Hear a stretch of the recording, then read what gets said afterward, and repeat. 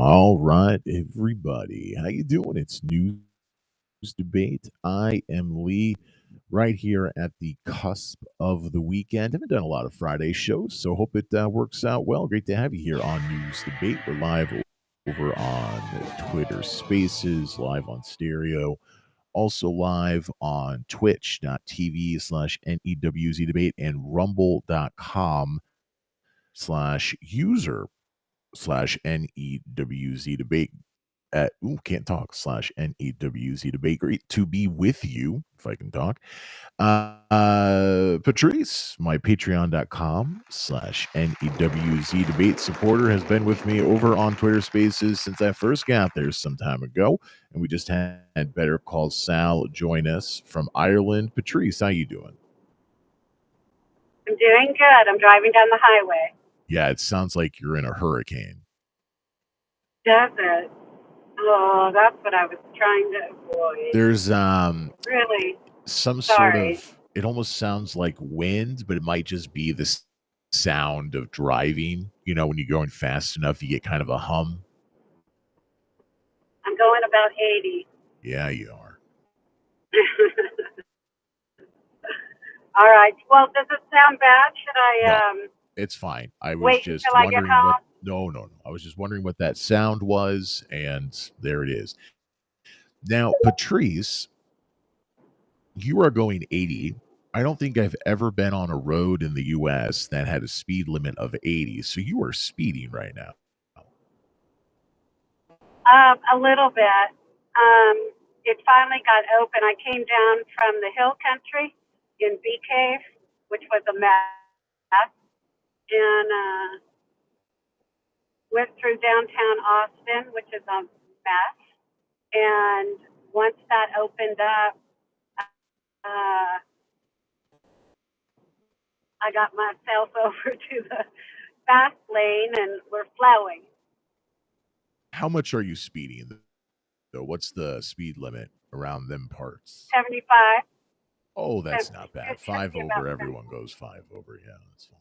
Yeah. What brings you to the road right now? You're a drug mule? I mean, why in the car? Well, I had an appointment that I kind of forgot about. So that brought me up this morning. And then I didn't think I was it was gonna be a little bit of a problem because there's so many dead spots on the highway. This is a main highway, one of the main highways that goes all the way through Texas, north to south. But I beat you to it. So I got out of there, and then now I'm heading home. I should be there in about. You mean things stay dead spot, as in you're driving and then you just don't have cell phone reception? Yeah, no, yeah. If you on the highway that goes directly on the side, north and south of downtown Austin, where you can see all the high-rise hotels, it's all dead through there. So, and plus the construction, they're redoing the whole thing, flyovers, all the exits are being eliminated. The surface streets are being eliminated. So yeah, and then I'm going to hit another one before I get to the back roads. It's really interesting. The U.S. clearly has, every state has sort of, even Rhode Island, there are places you can go and there's like nothing there. Not so much in Rhode Island. But if you go to other parts of the world, like there are countries you can be in where you have to go in a bunker or you have to like go on the top of a mountain, not have cell phone service. Yet in the U.S. now in 2025, it's still common if you drive enough to find places where you'll have bad or no service. Just one of those things I never realized until I started going abroad. A lot of countries are much smaller than we are. A lot of countries have more population density than we do. I assume in Canada, if Glenn will join us, he could let us know. I assume because they basically have an empty country where more than half, and I think it's like a lot more than half of Canada lives within like 150 kilometers of the United States. They must have huge cell phone dead zones.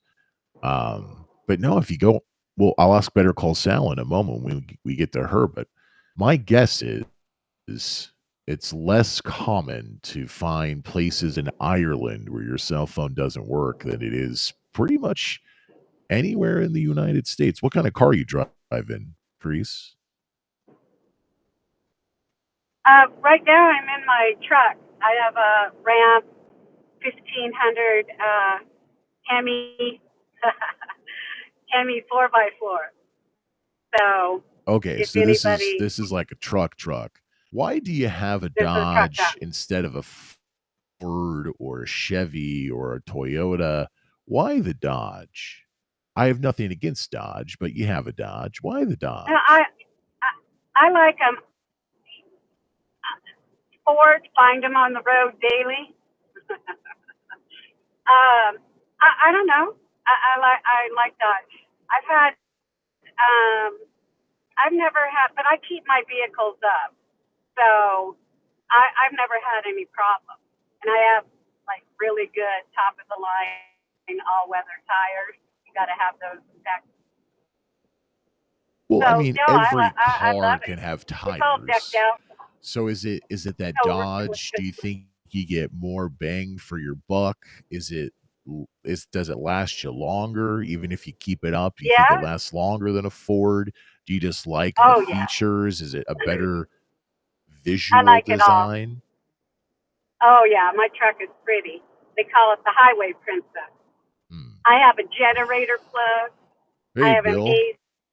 that's Uh, uh that's one hell of a truck you got there. You got a Hemi. Is that the Highway Princess model? I've heard about that. mhm. Mhm. I can hook up a generator. I have all these plugs in the back in the bed, and then I have I don't know what you call it, but I could brew like a coffee pot in my cab. Wow. Hey, Yeah. post-apocalyptic wasteland, Mad Max, all that stuff. Someone's going to be Oh yeah. getting up on Yeah. I've time. been. Someone's be having coffee in that Dodge Princess you got there. Wow. Mhm. Okay. I That's love a it. lot of stuff. I Now, am a lot of stuff. do you use all that stuff? Like, do you need all of that, or do you just need a truck, but you just have the money and you like nice things? Like all those features, are you using those regularly? Oh yeah. We have power outages just like South. Oh yes. Mhm. Definitely. Generator, Yeah, that's a good point. um, Sal could have used that chargers. Road Princess Dodge truck with all those power outages that she had to go through. So, okay, fair enough. Fair enough. Lee, question and answer. Before we jump over and hear from Sal, I wanna ask you about something you posted over in my Discord server recently. Go to bit.ly/NEWZ debate and click on Discord. It's where we continue the conversation after the show and before the show, completely free. You posted something about how flights to Hawaii are kind of crap. You have a place in Hawaii. You spend time in Hawaii, and I wanted you to kind of explain that. Have you experienced when you're flying to and from Hawaii that it's just a bad experience? And I'm not talking about turbulence; it's the people on the flight.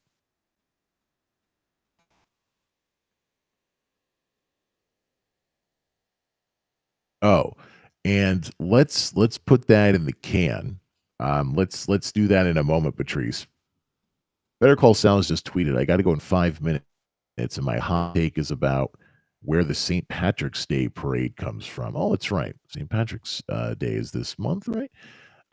Better Call Sal calling in from Ireland, who could use that Dodge Road Princess model with all the power problems you've been having. There was a big storm in Ireland like a month or two ago. You were talking about that. You also had a stroke recently, but you seem to be recovering really nicely.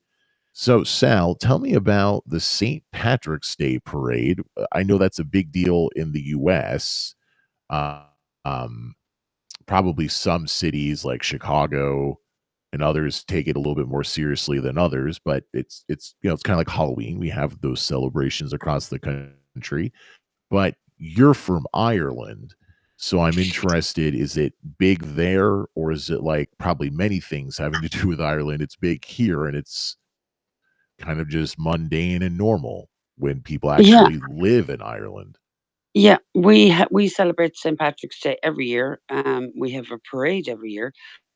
Patrice, I would totally need that car for what's happening here in Ireland at the moment. Um, but yeah, our parades they're big. It's big here.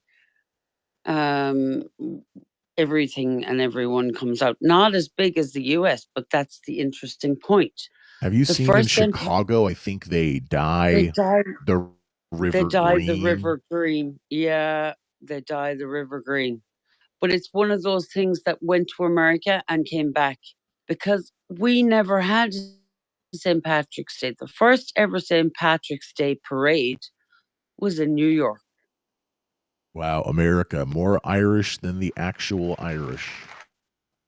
Hmm it was by the diaspora that wanted to celebrate our Saints' Day, and they had a parade, and then all of a sudden it's something that came home again. And yeah, I mean, I'm not leaving the house. It's due to be cold this weekend. I have still have childhood trauma from St. Patrick's Day parades. Um, as a child, What does that mean? Who because touched you? What happened? What? no, no, we because the bands. So every year the kids would have to take out their musical instruments, and I Oh, played the like the tin kids would whistle. like march in the St. Patrick's Day We would parade. march in the St. Patrick's Day parades, and they yeah, our fingers would be frozen, and because I played the tin whistle, there was no such thing as gloves. Tin whistle is a long, thin, about 12 inches long, with a little Yeah, it's green like top a of it. recorder, right? It's like a tiny little Little bit, flute. yeah, yeah. And Um, you maybe could play some instruments with gloves, but those holes are tiny, so you they're can't tiny. play that Yeah, with a glove. yeah, and yeah, it was a nightmare. It was an absolute nightmare. Is yeah, I still have trauma about that. And then when my kids were in St. Patrick's Day parades, I wanted them to have a different experience to mine. So I approached the principal of the school and I said, "Look, I have a few ideas. I'm a seamstress. I have a few ideas." Listen here, you And we, piece of shit. My kids are not gonna freeze like I did. yeah, So we're gonna do um, things a little differently. You understand? so in I made a 40-foot snake, like a Chinese dragon, so they could dance Aren't there under like it. no snakes in Ireland? Isn't that a That thing? is the theory is that St. Patrick's drove the snakes off Ireland, but in fact, when in during the last ice age, Ireland broke away from mainland Europe So and whatever it became is, the no island that it snakes in is. Ireland. So So it was a very ironic parade it idea was when you had the convenient. kids carrying a ginormous snake No, that but you does see not exist anywhere in your country. yeah, the theory behind it is I made a full St. Patrick's Day costume, and yeah, a full St. Patrick's Day costume that that St. Patrick was driving out the last snake in Ireland. Oh, that's funny. So So you that gotta was have the like idea. one really tall kid be Saint Patrick chasing this Yeah. 40-foot long snake. Get out of Yes. The Ireland, be last snake gone. in Ireland. Wow, that's a really good So yeah, idea. and Okay, fair there enough. was I've changed my mind on this enormous snake. yes, and then there was another year where I made all the children um dress up as St. Patrick, which was fun, really, really Now, fun. what And does then they Saint were Patrick look like? I mean, any sort of folk hero or anything of note in no St. Ireland, I Patrick assume just looks like a leprechaun. So Saint Patrick's a no St. leprechaun? Patrick wore a gold dress with a green cloak and a Saint mitred Patrick, a hat. man, wore a gold dress? Yeah, well, This is a he was real a trendsetter. it's It's a religion. It's a religious thing. Look at the way the Catholic priests dress now. They're always wearing dresses. I wouldn't call that a dress. That's more of like a robe. Yeah, but that's pretty much what it is. A robe, and then he Gold wore robe. green. Okay.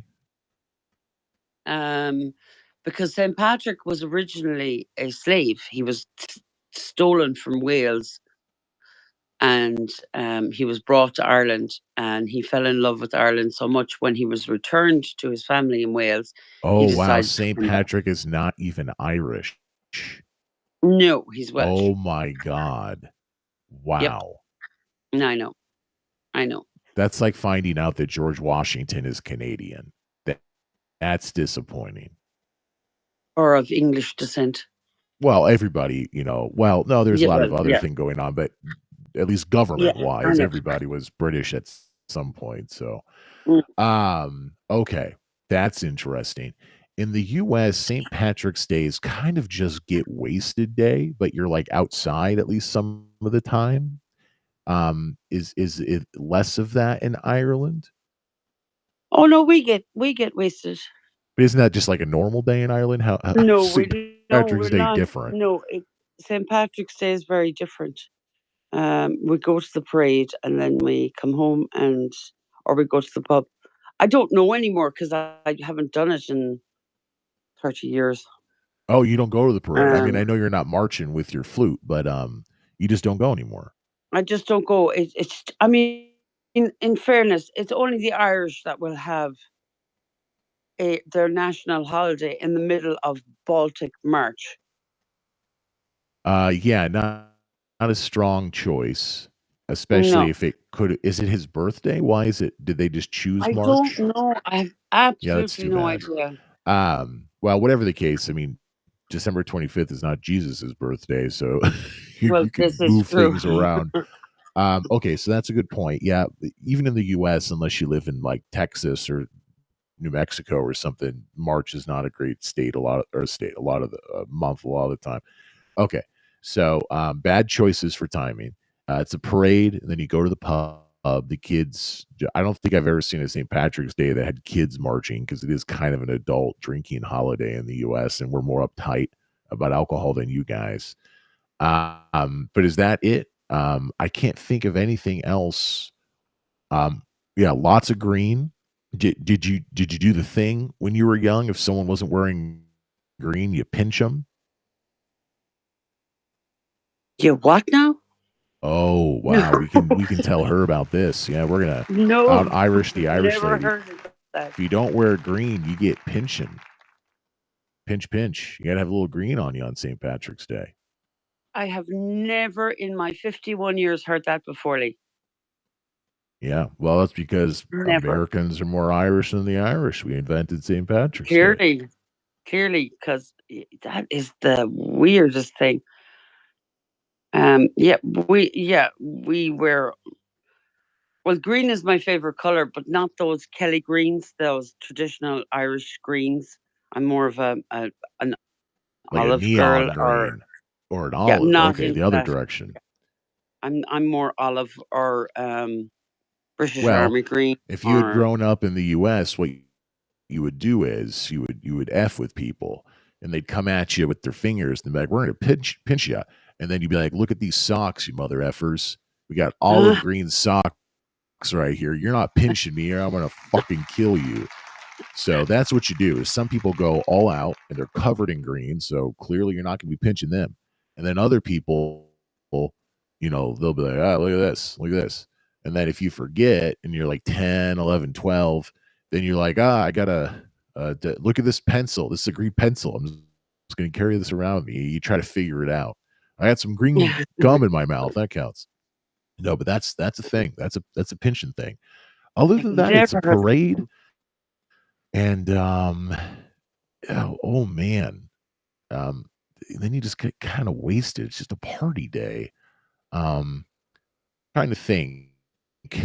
I don't think small towns do. I don't think I've ever been to a small town St. Patrick's Parade. It's just gonna be like metro areas, and then like the big ones like Chicago, New York, Boston.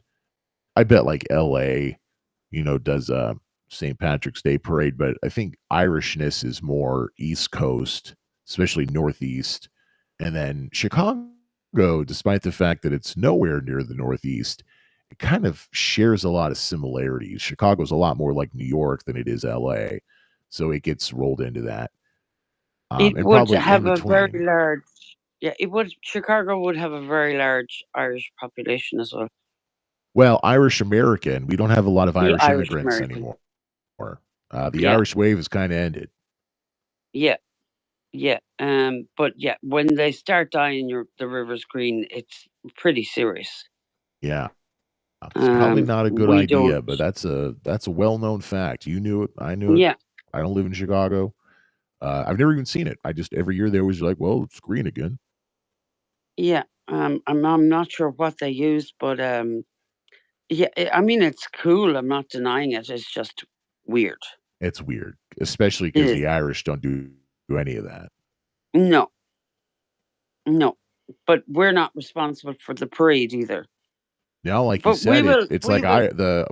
what was the other thing we went to the U.S. and came back? It was the leprechaun. Oh, the Like we pumpkin. really popularized. Oh, Halloween. Yeah, That's right, because the Halloween is tom. is Yeah, Irish. Yeah, yeah. the turnip went to America and came back as a pumpkin. There it is. And we have Yeah. Lucky Charms. Anyway, Do they sell Lucky Charms in Ireland? no, we are not allowed to have American food because your food standards aren't high enough.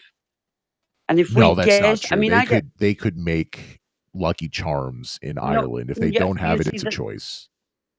Yeah, no. All of our American food, so Reese's Pieces, peanut butter, things like that, are made in Germany, Yeah. which So was they have different originally for standards. the. They could still Yeah, do it. So if yeah, you don't have it, it's a choice. yeah. Well, I've never had Lucky Charms, and they're But not could you Irish or find it? that. Could you go to the store and find like No, EU quality Lucky Charms? no. I'd Man, have to ask them to order it in. that's interesting. But do you have other cereals? You got like Cheerios, you got like Or we have Cheerios, Chex and cornflakes, all the regular Kellogg's products. We have all those cereals. just not the Just Lucky don't have Charms. Lucky Charms. I actually, do you know what? I'm due to go to the shop tomorrow. I will see if I can find them. Well, I mean, if you're not thinking they have them, I'm guessing Yeah, the many years you've gone grocery shopping as an adult, if you don't recall seeing them, I assume they don't yeah, I have them. But don't. yes, if you want to check, But yeah, we do have American stores. We do not American stores, but we do have where we can buy Kool-Aid and weird but it's things like probably that. made in Germany. It's Oh, EU it's made level in. It's Kool-Aid. made in. Yeah, it's made in. It's because of the big American base that's in Germany. Yeah, was it Ramstein Air Force Base. There's probably Yes, some thank other you. ones. Yeah, Yeah. yeah. I have another space to go to, Lee. So thank you Yes. very much. Great Go to and have you. Thanks for jumping in, telling us thank you. about St. Patrick's and how my country invented that and then your country stole it from us. Little cultural If you're still appropriation. going when I'm finished, I'll come back in again. Great. Always great to have you. Appreciate it. Better Okay, Call thanks, Sal. Lee. Bye Take bye, care. Patrice. Talk to you News soon, debate. Deanna. I am Lee. Patrice, if you're with us, we could get your thoughts on what we just heard from Better Call Sal. Always a very interesting conversation when Better Call Sal joins us. And then I did want to ask you about flights to Hawaii. Are you back with us going 80 miles per hour, Patrice? I am. I'm down to 75. There's some traffic ahead. Did you know that we invented the St. Patrick's Day parade and then it went back to Ireland? No, I don't know very much about Ireland. I would like to go as an add-on trip.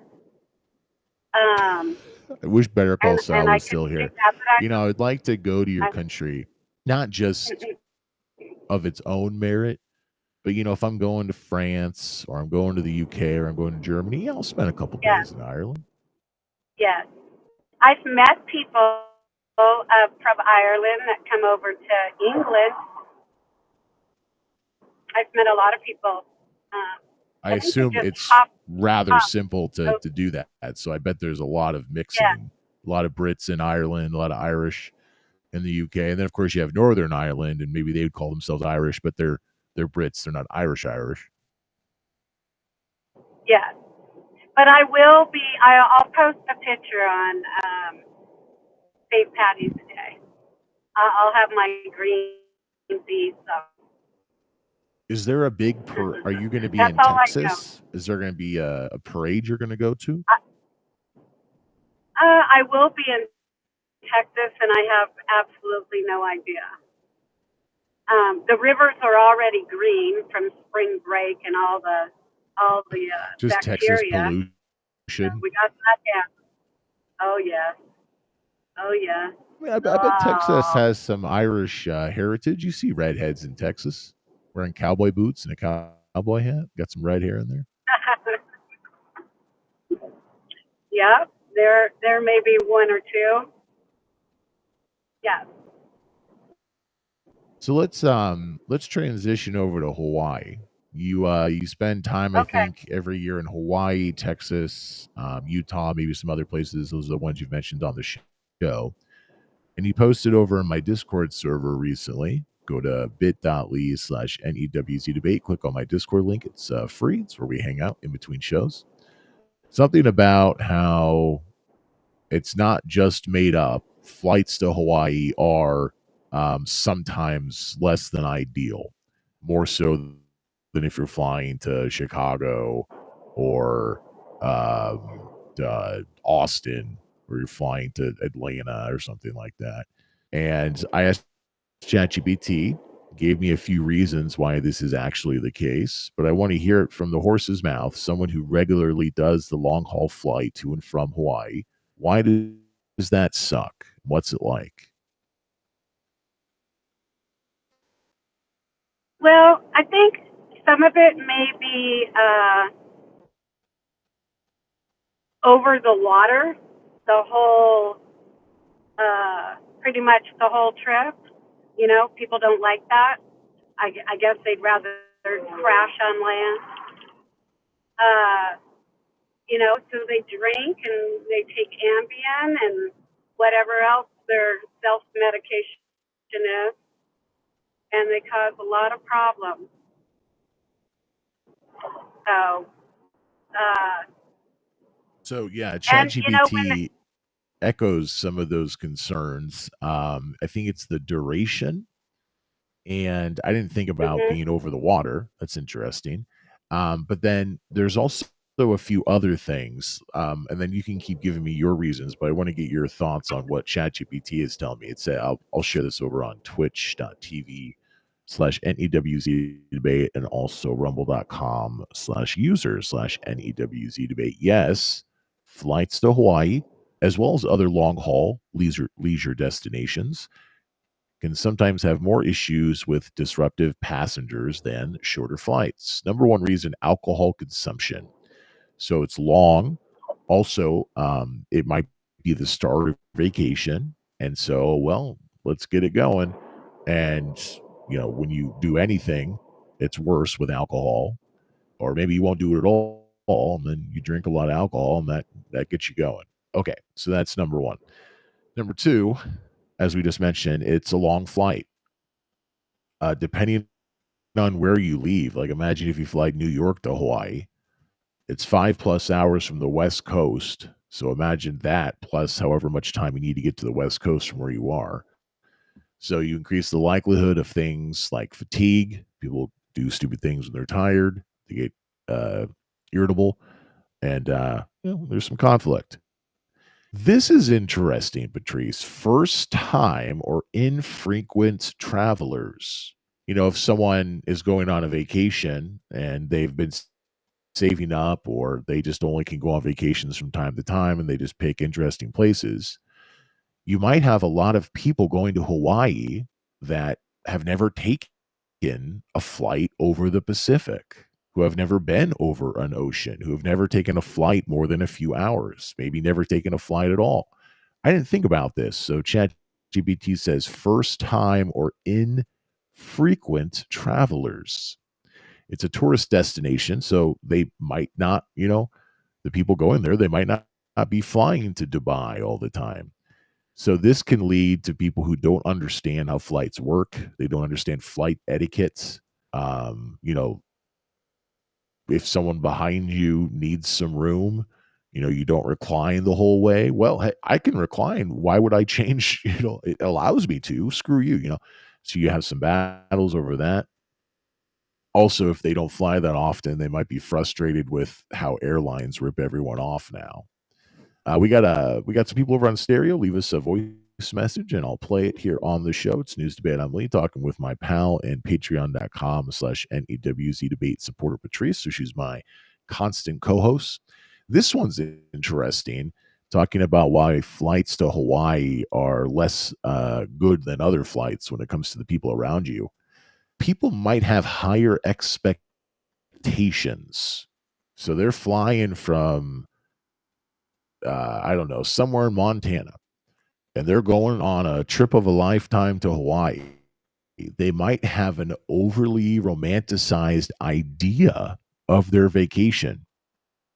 So if there's anything like delays, turbulence, other issues, they might get pissed off because it ruins their perfect romanticized idea of going to Hawaii. I love that because it's absolutely true.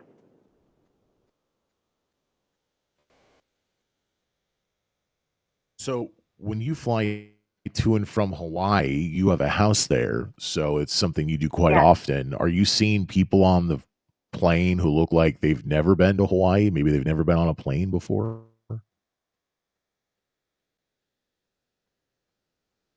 I would say they look like it and they act like it, whether they have or not. Probably never been to Hawaii, maybe been on a plane, more that they've never been to Hawaii. But that is absolutely true. I love that. I'm absolutely loving that, and I'm going to use that. And people need, flying over the ocean. I know it's far. If that plane crashes at what, I don't know, 30,000 feet or more, at that speed, over 700 usually, sometimes about 729, hitting that water is like concrete. So Yeah, don't worry about your seat can also serve as a life preserver. Like, you're all dead. Yeah. So don't worry about a floating device. You won't need it. That's correct. So, and then if you're going to fly from, I'll just say the East Coast, fly in to, I don't know, Austin. I mean, there's a nonstop out of Austin to Honolulu, or LA. Really? Austin has San a Diego. nonstop flight to Hawaii. Yes. Oh, yes. Yes. Mm-hmm. That's actually interesting. It would be fun to guess. It's It'd not be a much lot of work. farther Like, than guess LA. which cities have direct flights, and then look at the direct flight list and be like, "Oh wow, Memphis, Tennessee, just random has a direct flight, but Chicago doesn't." Like, probably Chicago does, but it would be interesting. You'd have to have people who, like you, have multiple homes, so maybe there's like snowbird sort of travel, versus maybe there's just an area where Hawaii is very romanticized and it's just a common vacation destination. Ooh, that I didn't think about that. Direct flights. So you were saying you've flown direct from Austin. You said LA has one. That's probably pretty San Diego, clear. LA.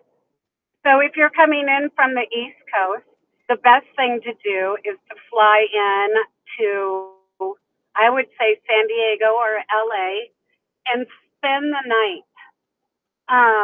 The hotels at the airport have long-term parking, and then the hotel shuttle will drop you at the airport.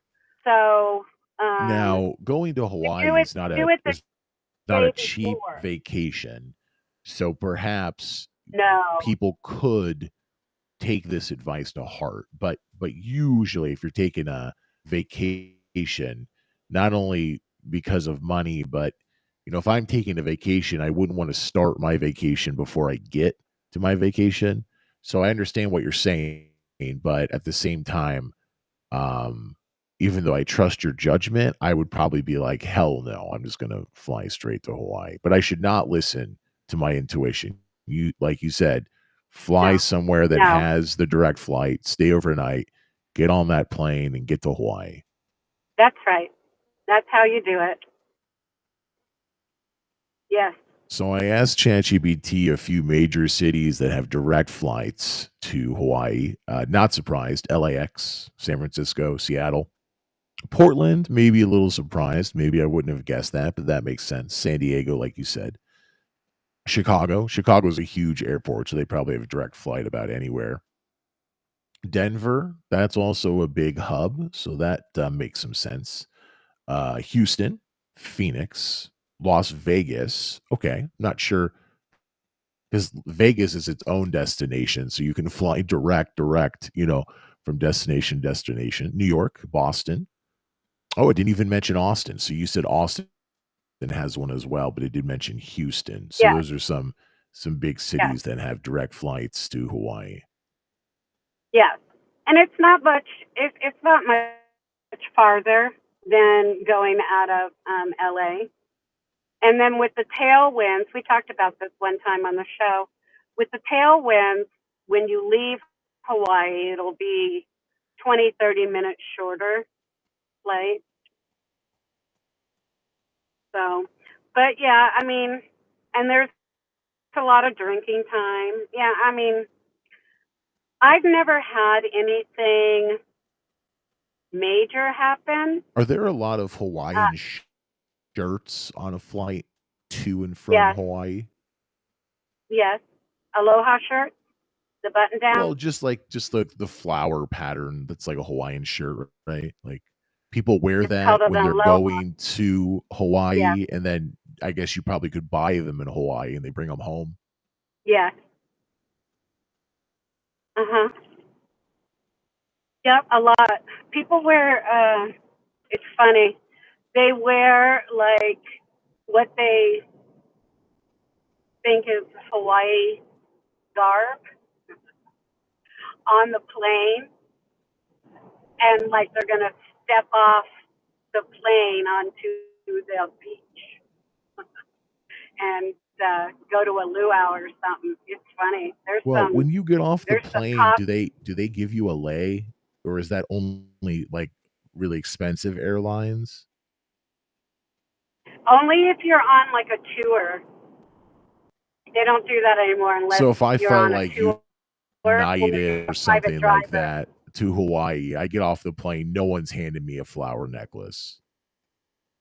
No, unless you ordered a private car to pick you up, then maybe your driver will. Maybe. But Yeah, well, if I ordered a no, private car, I would be like, please, marijuana and some cocaine. Forget the lei. But okay, so that's what I've always seen on TV and in movies was that you come off the plane, there's a woman who's wearing no. like a grass skirt and like a coconut bra, and she gives you the lei. Yeah, she'll give you a lei. Yeah, yeah, Uh-huh. that's also a private business transaction. Okay, so it's not like that. Your flight No, does not land on the beach, so you don't have to dress like that. Just have those clothes in your no. luggage. Um, I'm trying to think. Are there any other stereo? Oh, okay. So like Hawaiian music, like with that small guitar Yes. thing, is that something that you will Ukulele. hear? Yeah, Yes. it's a ukulele. Okay, Ukulele. And regular acoustic guitar. but you will hear that. Yes. Like you'll hear that in restaurants, or someone will be playing on the Yes. beach. Oh yeah. Mhm. It's everywhere. Yes. And the radio station on the different islands are great. They play great music. Cecilia and Capono, all kinds of stuff. Yeah, great. You'll hear it everywhere, every bar. You go to the Oh, tiki yes, bars. Yeah. outdoor bar. Okay. Yeah, it's a lot of fun. So, do all the Yeah, a lot of bars fun. have those drinks with the tiny umbrellas? And then is it called like a Mai Tai or something? Is that a drink that people Mhm. drink? Yes, and they'll give you free tickets um, for like 2 free Mai Tais or pina coladas. Who I gives you don't these drink. I tickets? don't drink the hotel, whatever hotel you're staying at, and it's Okay. their So at they their wanna send you when you to check their in. partner business or whatever. Here's 2 tickets for a pina colada and a Mai Tai. Yes, yes, but I don't drink those, so I give my Well, tickets you away. have a house on the island. I feel like you've had I know, but your fair if share of I go those to drinks. other islands, yeah, if I go to Kauai, I stay at the Hilton, um, Oh, okay. and So now even though their you're a tiki bar local, is nice. if you travel to a different island, you're surrounded by people who are visiting and they just treat you like that. And so you just like, hey there, dad from Wisconsin. Here's a couple of pina colada drink tickets on me. They know me, and they know why I'm in Kauai. But they give me everything that, where I stay, they give me everything they give everyone else. I mean, I'm a Might as paying well. You're guest. paying for it. Yeah. Yes, yeah. And they So have a let, huge luau. oh, the Go ahead. luau. Okay, so the luau is the fire on the beach, and then people dance like with their hips. Is that right? Uh-huh. And food. Lots of Hawaiian food Now, but do you have and to, like, entertainment. go to a place that's having a luau, or if you're just on the beach at night, does a luau just happen? No, you have to go to an actual luau. Um, but I mean, we cook on the beach and have fires. Hibachi, we bring our, we'll like do teriyaki chicken or whatever, and you put it in a big Tupperware and um, take the hibachi down to the beach and cook. Put it on skewer So and you cook. obviously know a lot about this, but you're not, like, Hawaiian. You just, like, you spent some time there when you're growing up, right? Now you have a house. Do I remember correctly? Yes, Okay. in Hilo. So my question is then is that you're like a local because you've spent, years and years there and you keep going back. Okay, so local. But you're a local like if I moved to Alabama when I was 5 and I grew up there or I was born in Alabama. I'm not Native American. I'm a white guy, right? So I'm not native, but I'm a local. So what's the if you're just walking around Hawaii, do you see a lot of people who are obviously native, by looking at them? Or is it mostly people who whatever ethnicity they are, they just grew up there because there's not a lot of natives left? I have no idea. Um, so you can definitely tell who's local, no matter what their nationality. Um, if you know what you're looking like, Kealani is 50% pure Hawaiian and 50% Haole, which is white. 'Cause my brother was white. Okay, so yeah, Um, let me, uh, make sure I understand because 'cause you've mentioned that word before. Is that an island? Haole? Yeah. No, Haole means No, white Halle is white person, sorry. or You said I remember that from the South Park episode. You said the name of a place. You said it's like 50% native. What was that? oh no, Kealani, my Okay. niece is 50% pure Hawaiian. So Wow, I'm really, really off here. Okay. if you're So, okay, well let me aside finish. from specific people, like you're just walking around, do you see a lot like, if you're in Texas, you will see a lot of Latino people, you'll see a lot of white people, you see a lot of black people depending on where you are, right? But if you're just walking around Hawaii, are you seeing people who look like just people in the United States continental, 48? Or are you seeing a lot of people who are native?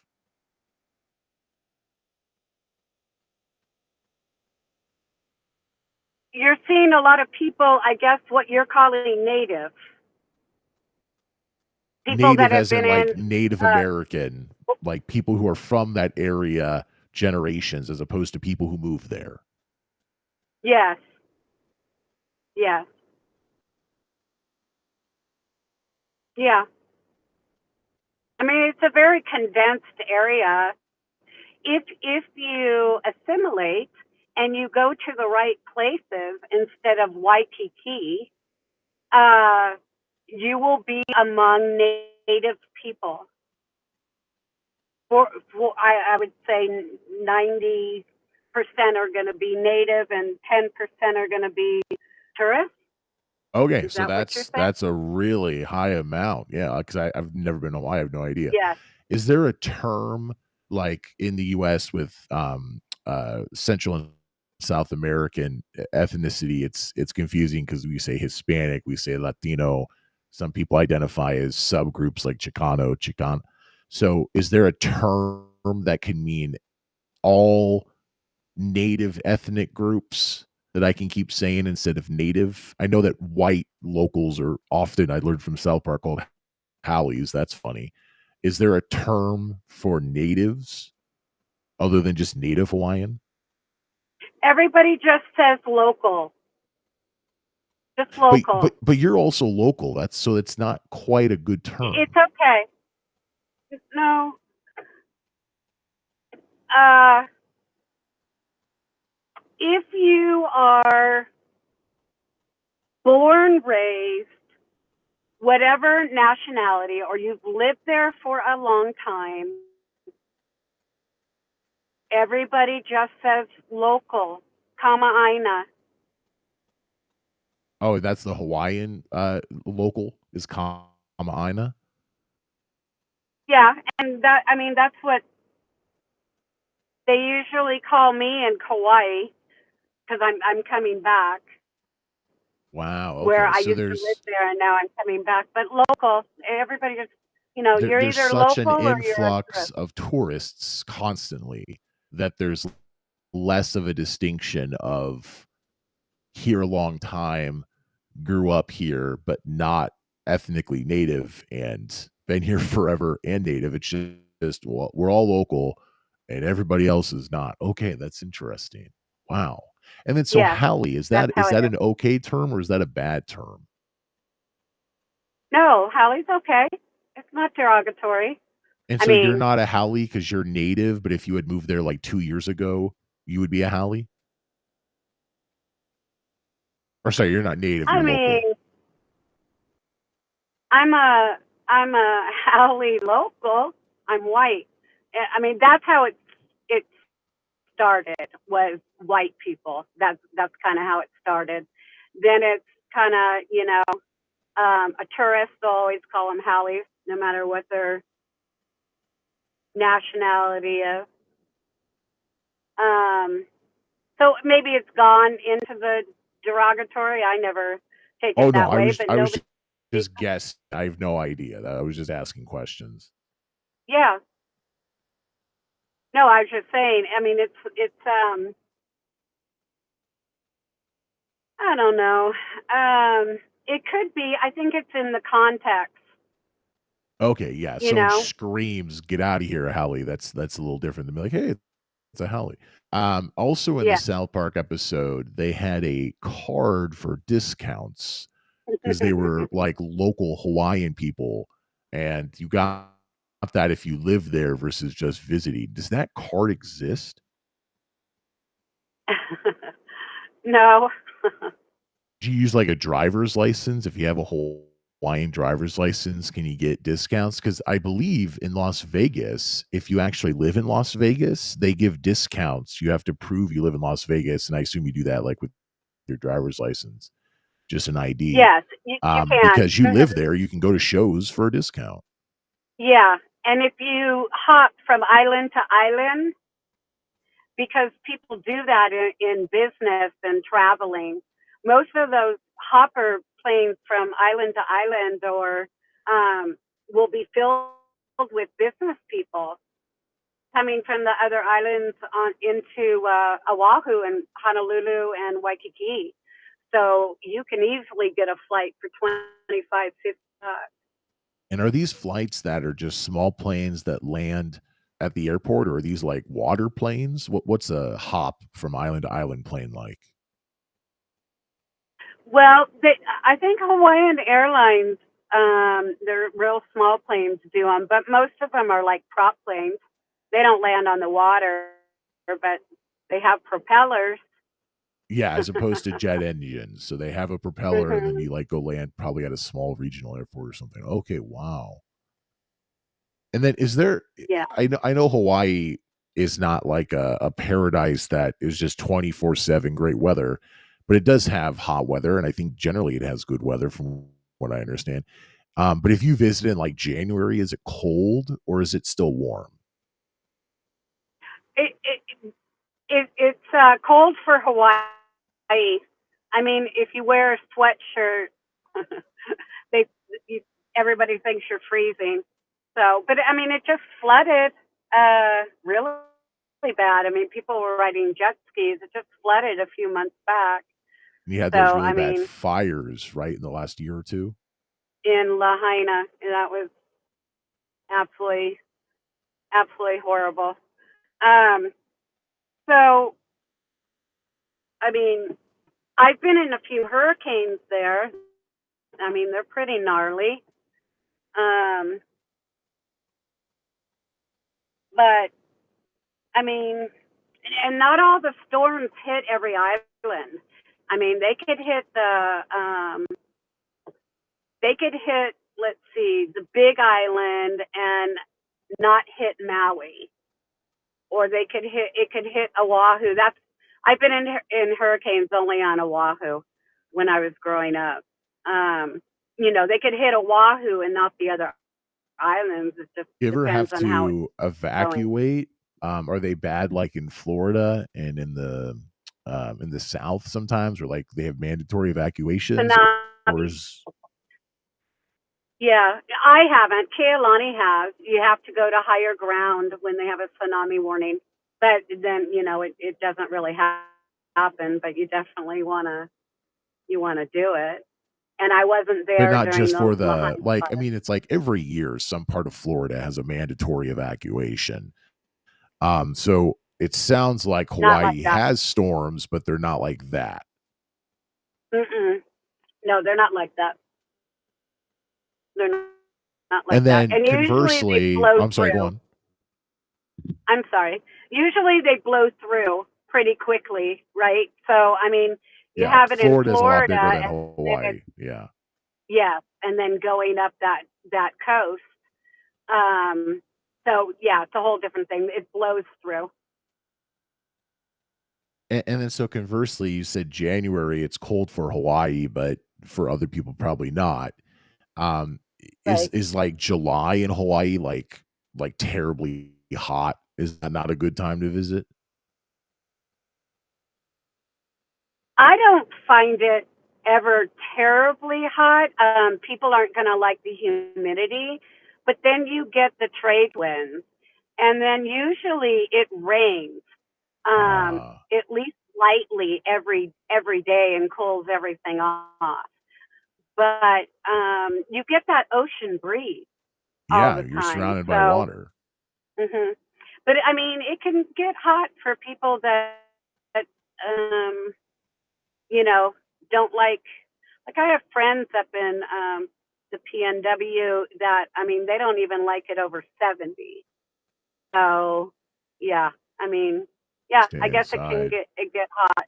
Stay in the I- ocean. is tourism a problem ever? Like, if you go to Vegas or if you go to like some cities around the world where you know, on Saturday morning, you'll just see like a dude at 7:30 a.m. passed out on the street. Like, is that a problem in Hawaii, or is it a little more structured because it's not? Um, what what is the city? I think Amsterdam. I've read that they're telling British people like not to go to Amsterdam anymore because so many of them have slept on the street overnight, not homeless, but just wasted. Vegas, every time I go Hmm. to Vegas, there's just idiots. I hate going to Vegas because of the people. Yes. I agree. I don't go to Vegas anymore. And the answer is no. Hawaii is very strict, especially when it comes to tourists. You don't want to act up in Hawaii. It is considered, no, wait, let me rephrase that. You might as well be in a foreign country. It's not going to go well for you. And Hawaii PD, I'll just say that because Honolulu runs a lot of the police departments. I mean, Maui runs a couple islands, but I'll just say Honolulu PD, it's not going to go well for you. There's crime, a lot of crime. If you pass out Oh, now that's a good somewhere, related question. So, will people try to rob you or rip you off? yes. Oh, yes. There Yeah, was there's a there was lot of no drugs. delay, and I think I hadn't even finished the question, and you're like, "Yes, Lee, yes." In fact, I'm I will rip sorry. you I off can if you come I to can really Hawaii. get into it. Yeah, I can get into it. Um, yes, there's a lot of drugs, a lot of meth in Oh, Hawaii. well, that's We like talked mainland that as one well. I time. wouldn't have guessed meth, but okay. Oh, really, really bad, and crack. Hawaii got hit hard. I mean, there was politician kids that were Oh. Oh. some of the worst of the worst. You know, when we were talking about, is his name Mangione? Whatever, remember? He Oh, was in Luigi Hawaii on the Mangione? Yeah, the poly. folk hero who murdered the, healthcare CEO? Mm-hmm. And he was on in the poly. That's that hiking photo everybody saw. Yeah, from, like, Twitter. He was all ripped, I think, without a Yes, shirt on. yes. Mm-hmm. So he was hanging down after he got done with his colony cult thing. Um, and I talked about this a little bit. He was hanging down out at Ala Moana, which is right outside of Waikiki, let's say, in Honolulu. And, you know, it's a very large park on a major kind of thoroughfare that goes all the way down and along the beach. And it's very, very large, a couple miles. And it's all homeless, meth addicts, Oh, drugs, that's the other thing is that, like, local being people, homeless in Hawaii is a lot better than being homeless, like, in Denver. Like, because of great the weather, you, weather. like, sleep on the beach, right? So, like, that's a thing. Like, there's just Hmm. homeless people everywhere. Yep. And LA, and I'm sure other places, a few years ago, sent some of their homeless Yeah, they on did. airplanes and sent them to Honolulu because the weather's better. They can live year round. It's a problem. It's still a huge problem. So, lots of That's crime, why I don't lots of recommend. Don't go to drugs, Oahu. lots of Yeah. homeless. No. Hawaii sounds a little Yeah. less No. great No now. Oahu. Yeah. Well, go to skip Oahu. You know, it is very, very expensive to go. It's nothing for, I'm just going to say, a family of four for it to be $15,000 for a week. Um, I can't even imagine spending that kind of Jesus, money you for could a go to, week. like, just the coast of Texas and save money. Like, we have Ugh. beaches in the continental US as well. Damn. Uh, or some other, I don't know, fantastic country, but Is there any Oahu. part of all of the Hawaiian Islands that people don't normally go to, so it's like a hidden oasis, like, "Hey, Lee, you're coming to Mhm. Hawaii? Like, go to this place because no one goes here." Yes, like Lehigh, but even that has the Four Seasons on it now, and uh, let's see, the Ritz Carlton I think is there. But yeah, that's nice. Molokai is nice. I mean, that might So cost you a is little. Hawaii kind of like Vegas where, like, a lot of people work for hotels and restaurants and bars? It's a Yeah, it's all hospitality, and it's all military civilian. So all of this cutbacks, federal cutbacks have hit Hawaii. Oh, wow, there's a Um, lot more homeless people on the beaches now after Trump got in office, yeah. there will be, because the pay is very low, and the people of Hawaii, the local people, and I'm not talking about the money, I'm talking about the everyday local people, they are lower income. Maybe some, well, there is some lower middle income. I don't even think they talk about income like that anymore, but I mean, that's how I can kind of categorize it. So yes, it's going to be a problem. Then they closed the Social Security offices in Hilo, so that's a problem. So yeah, it's not going to be good. But locals live Hawaiian style. They don't live like privileged people. You make rice in the rice pot in the morning, and that gets you through at least lunch and dinner. That's like bread, white bread to them. Rice pot, and they just cook. We just cook differently there. They're not. They don't live privileged. No, it's all Hawaiian style. I mean, sleep on a mat. Oh, You I know, didn't expect that. Like, it was like, okay, rice and other things, but not on a bed, sleep on a mat. So, like, really Asian style. futon. Yeah, oh yes, Oh, Asian no, style. well, Yes, futon's like the US. I've had a futon before. I mean, like, when yeah, I went to Asia, like, some people don't have beds, they have mats. yes, You can stay in a sort of yes. hotel in Asia, and they won't have a bed. That's right. Yeah, Wow. yes, But you have a bed, right, in your house? I do. I Yeah, you have. do. Yeah.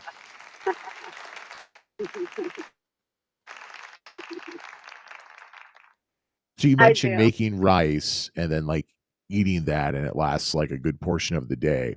Yes, So if you eat at home, clearly you're eating with people who live in Hawaii. But is it like yes. anywhere you go, there will be tourists? Are there, like, restaurants that only local people go to that no tourists would go to? Or is it just, like, everywhere you go, there's just a bunch of people who clearly don't live there? No, they do a lot of the buffets and luau's in Waikiki, Kona maybe, but I live in Hilo, and it's all local. You don't really see Oh, okay, tourists so there there. are But when we go zones eat where sushi, you'll go to a restaurant and it's just people who live in the area. Like if you lived in Minnesota, if you lived in Minneapolis, like sure, people visit Minneapolis, but generally if you just go to a restaurant, you're probably surrounded by other people who live in Minneapolis. Okay, so Hawaii has parts of that as well. yes, and there's hotels in Hilo. A lot of people come over from Asia, lots of Japanese, but Oh, it's yeah, funny, we've they been just stay talking in about their hotel. Americans going to Hawaii from the 48 states, but of course, anyone in the world can go to Hawaii, and a lot of Asians not only have immigrated to the US and lived in Hawaii, but I'm sure you're getting Japanese and Chinese and Korean and Filipino and yeah. Yes. But they mostly stay in the hotels and eat. They have beautiful restaurants, and they serve the food that they're used to. Uh, And mhm. So, I mean, in Kauai, there's a lot of tourists, but they don't really stand out so much as I feel um, they do. Well, definitely on Oahu. I just don't ever go to Oahu. Um, they they assimilate a lot. I don't see anybody really standing out. The place I stay has a great breakfast, and people just come down in their shorts and tank tops and or bathing suits and eat. you've mentioned food So a lot. So, like, Yes, are there all about certain food. dishes I might recognize that are, like, not necessarily traditional, but, like, normal that would be different than if I was eating in Seattle or Austin or Chicago? Like, rice dishes? Plate lunch. You always want to order like a plate lunch. A It's like a plate hamburger lunch. patty, a plate lunch. It's called plate lunch. Oh, they That's what call it's it a called, just plate plate lunch. lunch. So you Yeah, it's go in called and on the plate lunch. menu, it'll say plate lunch. It'll say plate lunch. Hamburger patty, rice, probably an egg on top of that hamburger patty, macaroni salad, Wow. coleslaw. Hawaiian macaroni salad and coleslaw. It's not what I expected. Mhm. Mhm. Poi. I mean, you can if you want poi, you can eat poi, but it tastes like dirt. What's poi?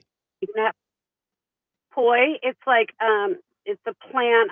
What is the towel? Is it the towel plant? And it makes poi. It kind of looks like purple mud, and And they it feed it tastes like to it. dirt.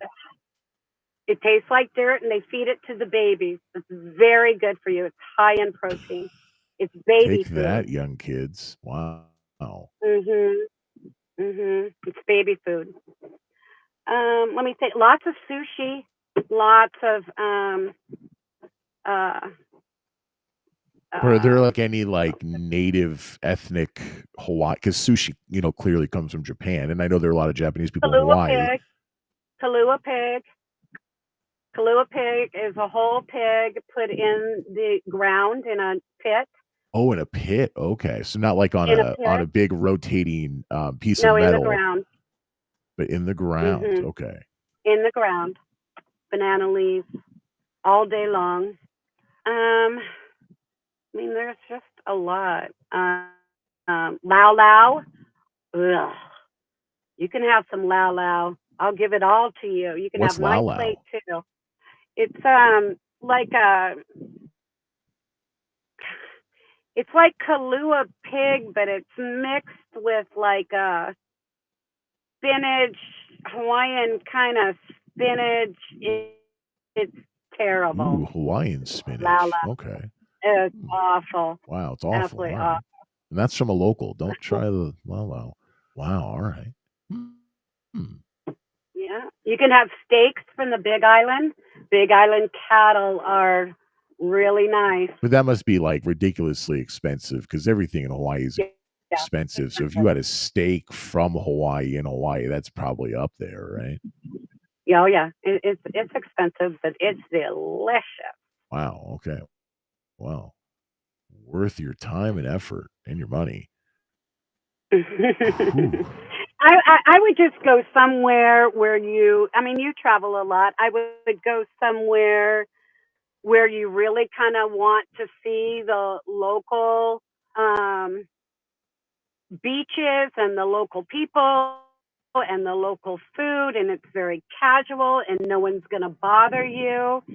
Oh, that's the There's a other lot of thing. Yeah, state I've been a parks. lot of places where people will bother you. They'll follow you around and hassle you. No. Oh, hell no. No, no. No, listen, if anyone saw someone bothering uh, someone, just like that, I know what you're talking about, that ridiculousness, it would get stopped real quick. You do not want to fuck around with local people at all because they'll stop it real quick. They just call it you're acting up, and they'll put a halt to it real quick. You don't want to do that again. You need to behave yourself like you're in a foreign country. And if a local bothers you, other locals will step in. Nobody Well, puts yeah, up because with us. everybody works in the tourism industry, right? They don't want to ruin it. So you gotta be like, hey, shut up, Bill. Hit him with the plate Yeah, from the it plate isn't. lunch. Yeah. Yeah. And everybody's work schedule is so different. You know, Oh, yeah, because 'cause you'll the have beach, people who have to be up early because 'cause they're working in yeah, hotels or, like, normal jobs, and then you'll have people who are up super late at bars and luau's. Oh, yeah, yeah, 24/7. yes. So there's always people around. Other than the state park, like my house overlooks one of the state parks. Remember then we were talking about all the what kind of that coastline and the tide pools look like right there. That was another thing. They close all those state parks pretty early, like 10, and they better not catch you in those state parks. You mean 10 p.m.? 10 p.m. That doesn't seem And they early. That better seems not pretty catch you late. in, yeah. Wow. Okay, well that Oh, seems pretty good. I don't need to stay in a state park past 10 p.m. well, most people Hey, don't, you hit some but construction, didn't you? I can hear a truck backing up. it's a school bus that doesn't like exactly the way I'm parked in my There's in also my like a own drag neighborhood. race happening. She gave me Wow, there's stink a lot eye. of sounds. She gave me a stink eye. Yeah. Don't mess with a school She bus doesn't want. driver. They got a lot of stuff on their plate lunch. Yeah. Wow. I feel like I've been to Hawaii. I'm learning so much about it. I guess what is the aside from the fact that it is very stereotypical, like, what are you gonna do now? I'm going to Disneyland or I'm gonna go to Hawaii. And it is a US state. So I think people, even though it is very foreign and exotic, people are like feel comfortable because okay, well, it's a US state. But what's the benefit, would you say, of going to Hawaii versus just going to like Jamaica, or now you can go to Cuba? Was it Barack Obama who stopped the embargo? Like just going to some island, off the East Coast or off the West Coast or wherever. What's the benefit of going to Hawaii specifically, would you say? I think, well, as opposed to Cuba or Jamaica or whatever, you don't need a passport. It's a U.S. island, and it's far enough out there. It's much different than someplace off the East Coast. Um, they go for the aloha, the love and being welcomed, and probably to see what native Hawaii they think is all about. That was colonized by the Europeans and the U.S. Yeah, we really screwed up that was a Hawaii. gap. I watched a documentary That's a that was gap. talking about like the first travelers who made it to Hawaii.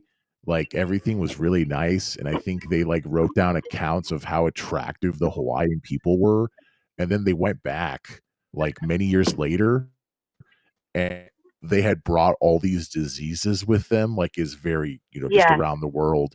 And they went back and like everybody had died and like, the culture was in shambles. And then of course you have everything else that happened. But yeah, no, Hawaii hasn't had a good time. Let's reset it. Snooze Debate. I'm Lee. We have Bjorn joining us over on stereo. We also have a message from Uncle Leo. How you doing, Uncle Leo? I think you were joining us over on Twitter Spaces a moment ago. We're just catching up about Hawaii because Patrice has always mentioned that she spends a lot of her time in Hawaii, has a house there. And she posted in my Discord server that flights to Hawaii often have unruly passengers. And I asked ChatGPT, and it turns out they do. But it's what you think it is. It's just the long flight. People get drunk. Also, sometimes people will be going to Hawaii. It's the comfort. It is a U.S. state, and they may have never flown that far before. They may have never flown at all, and it's this idealized, romanticized vacation to Hawaii. And if anything goes wrong, maybe they're going to punch you in the face. So it's a real thing. But then ChatGPT also mentions that it's not just Hawaii, flying to Vegas or flying to Miami. Some other destinations you probably could guess also have some of those problems. So Patrice, stay with me. But Bjorn is joining us over on stereo, and we'll get to a message from Uncle Leo here eventually. Bjorn, it's always a great pleasure to have you on the show. We can't have you all the time. Have you been to Hawaii ever? I have been to Hawaii. Went with my kiddo, it was kind of the first trip that we took. She had like ear infections. I know she was like crying. It was when she was like about a year and a half old. So it was a little bit of a shock to be traveling for the first time with a kid, and I realized how crappy traveling with a kid can be.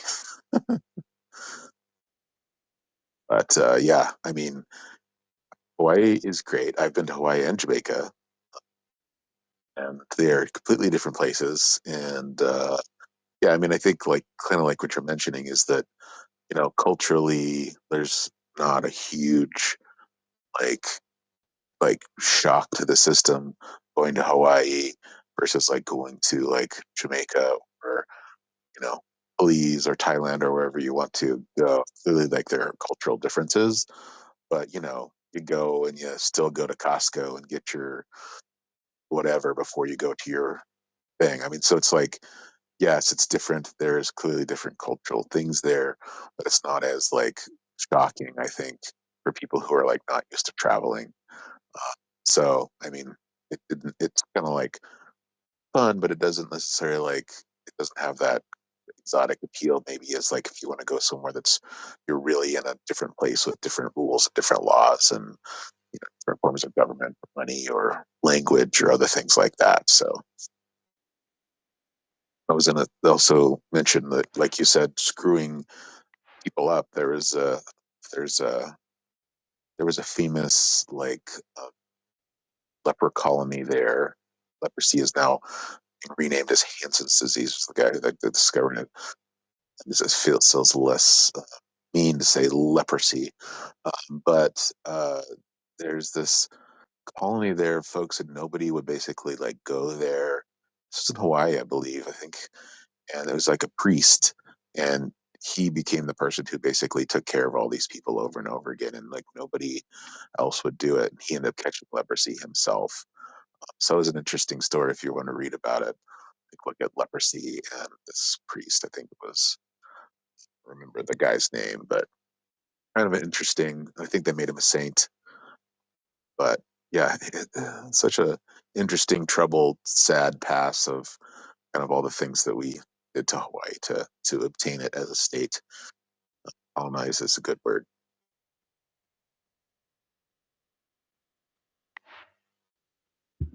Yeah, Bjorn always bringing the show down with, "Hey, Lee, yeah, look at all these bad things." No, but I was talking about it as well. I didn't know about the leper. Oh, so leprosy is not even we can't even use that term anymore. Okay, so now would you say it's Hansen's disease? Else named after? By the way, I never want to discover a disease because I don't want it to be the Lee disease. It's news debate. See, Bjorn, last time we had you on this show before, oddly enough, my phone turned off even though it was plugged in. I don't understand why.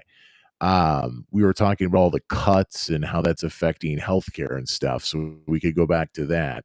We haven't really done any big hot takes or anything. So you could continue talking about Hawaii, but what else is on your mind? What do you have to throw in, man? It's great to have you. Yeah, I mean, I guess I haven't been on the show since we've had like measles outbreak. We had a huge outbreak in uh, the Mennonite community in Texas, and it has since spread many places all over the country, including closer in my neck of the woods in Washington. Last time I checked, 2 people have died. The mortality rate I think for measles is somewhere around 1 in 1,000, and so it's not a great thing. And clearly these folks were all unvaccinated. The measles vaccine is highly efficacious even after just a single dose. And again, we typically do a couple doses of that. Kind of even if you have measles, you could get a vaccine like after you've been infected, and it still helps you like get through the disease faster.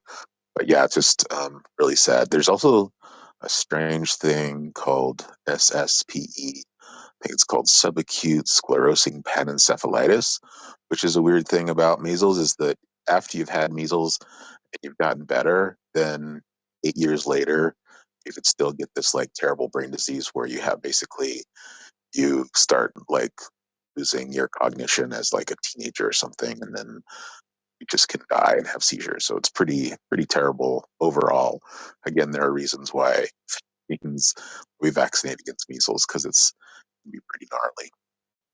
Something like 1 in 4 people often historically have needed to be hospitalized, even because all the other complications like pneumonias and encephalitis and all sorts of things like deafness. So again, bad news bears. It's really sad that we're seeing things like that go on. And with the resurgence. You said one of the, if not Go ahead. the big one. I've seen some headlines. I haven't looked into it too much. It was from a Mennonite community. So like that's not like Gwyneth Uh-huh. Paltrow and all the Hollywood elites not vaccinating their kids. These are just Mennonites are like the more technology savvy, but still not um like Amish people, right? So they just don't vaccinate their kids. So this could have happened no matter what, even without the more recent pushbacks against vaccinations, right?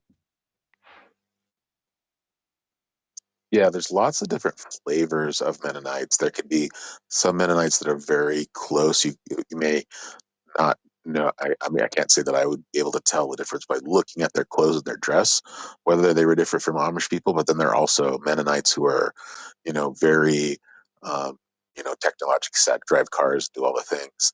Uh, and this particular Mennonite community uh, also eschewed vaccines. So yeah, pretty sad that this happened. So yes, this I don't think that you can relate this to RFK's helmsmanship of HHS, uh, but definitely it kind of has reiterated or reinforced, like, hey, vaccines important. And when his kind of move that he's been making in terms of like breaking down the normal vaccine. He's stopped like a lot of like vaccine things that were in development, like meningitis one, as well as like next year's flu meeting. That typically they have a meeting like months in advance to say, okay, well, in September or whatever, what are the flu strains that we're going to be putting in the flu vaccine? And oftentimes that's based off of like Australia because their winter is opposite ours, and so that's where you try to get like the idea of which strains are going to be prominent the next year.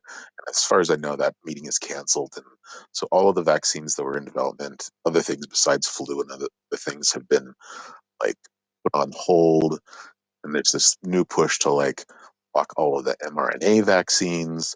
Interestingly enough, they just came out with an mRNA vaccine that can help with uh, pancreatic cancer. So like mRNA technology is like amazing, and the ability things that we can do with it are great.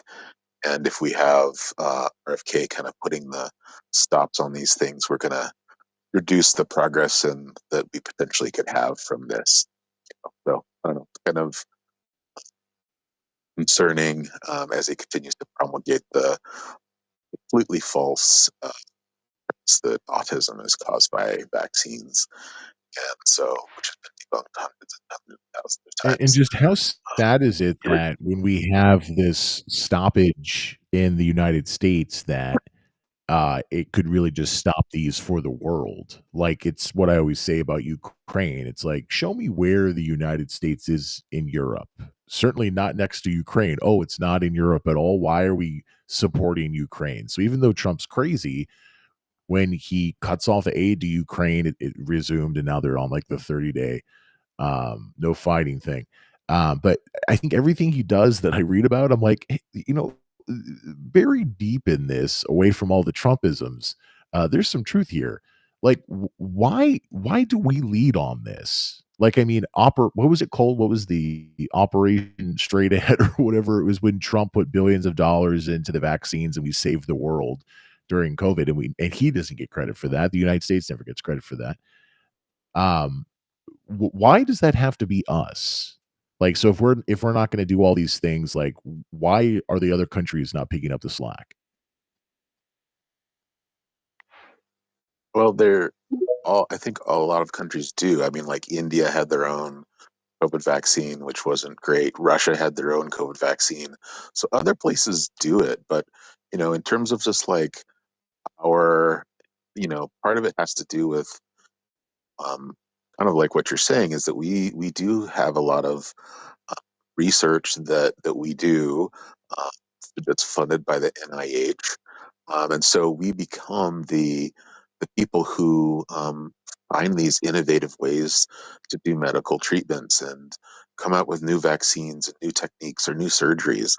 And so while we do have a public investment that does benefit the world, it also benefits us financially because, if we're the place that comes up with a thing, we're also going to benefit it. So, you know, that's maybe the cynical side to your question is of like, why should we, fund these things? We also benefit financially from funding these things. Um, but at the But other all other these half, yes, we things that we also fund cost the extract. most here, and they Yep. cost almost nothing in the other developed nations around the world. The new surgeries that we come up with. Well, if you're in England, well, it's just covered. If you're in Germany, well, it's a little different country to country. If you're in Japan, it's just but you get the point I'm making. So does it benefit us? I sure, we're helping people, but all these things, they're so expensive for the people who live in the country that they come from. I don't know. I'm not trying to kill people, but something feels good when we just kind of, once again, I don't like Trump, but if we cut everything off, like it also hurts us, right? Because if you have money in the United States, you want new everything. But it kind of feels good to just tell everybody to F off and figure it out for themselves.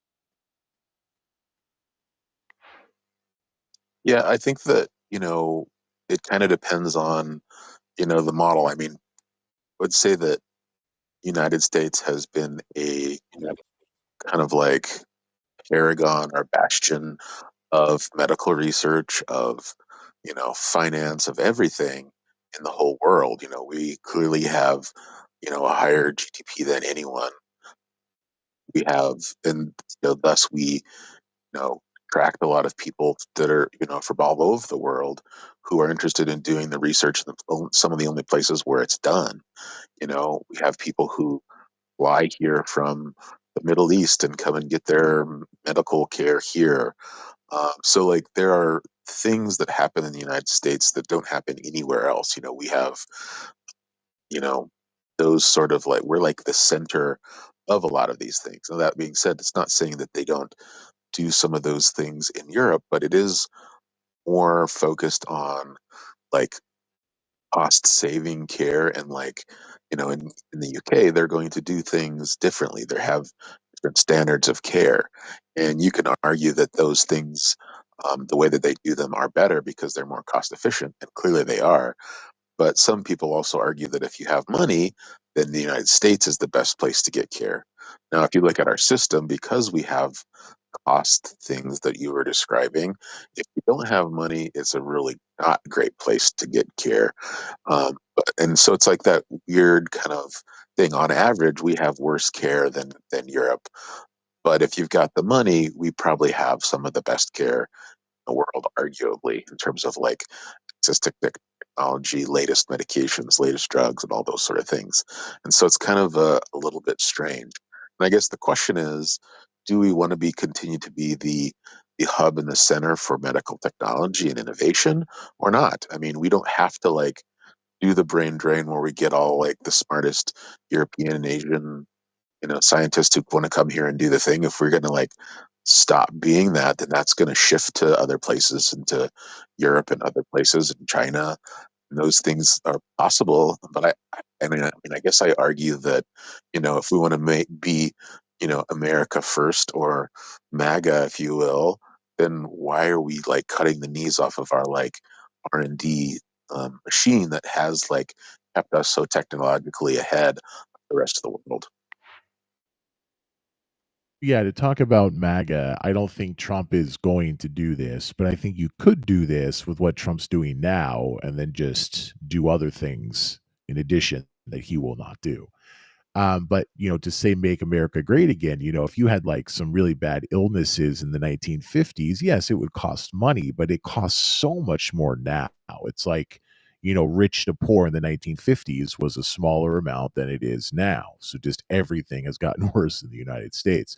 So I would argue Make America Great Again would be bringing down our medical costs and actually just forgetting, oddly enough, about all of these developing and yet to be developed drugs. What do you think? As someone who outranks me in this conversation, I'm willing to give that to you. I think it's true.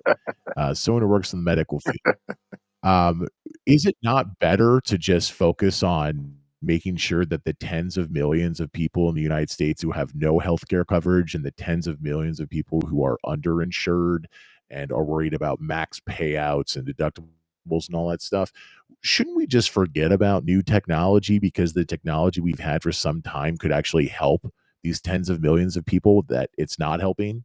Wouldn't that be more good for at least Americans being done if we stopped focusing on developing and just making sure that the stuff we've had for years or often case decades gets people who need it finally? I would say 100% yes. Because I mean, even if you look at places like Cuba, who clearly have worse technology than us, overall, they often are like about the same if you look at like the healthcare outcomes as us, which is wild because clearly we have more technology than they do. But again, they have than we do. They have their really do house calls. They just kind of roam around the neighborhoods, just kind of like walk door to door and say, "Hey, everybody doing okay in here? Do you need some health care? I'm just a doctor walking by in the neighborhood. Just thought I'd check in." And I mean, that sort of thing is like mind blowing to think that that would ever happen here. That just had like the government sending out doctors to just roam around neighborhoods to just check on everybody in a neighborhood. But and that really helps and elevates their overall healthcare system, which we clearly do not have. We have these academic health centers in like big cities where amazing things are happening, but again, most of the healthcare in this country is not occurring in those spots where this really high level, high education, high you know numbers of technologies are occurring. Most people are out in other places obtaining more substandard healthcare, if you will, because they don't have access, they don't have a car, they don't have the ability to afford medicine, they don't have insurance, whatever it is. So I think to answer your question, yes, I agree.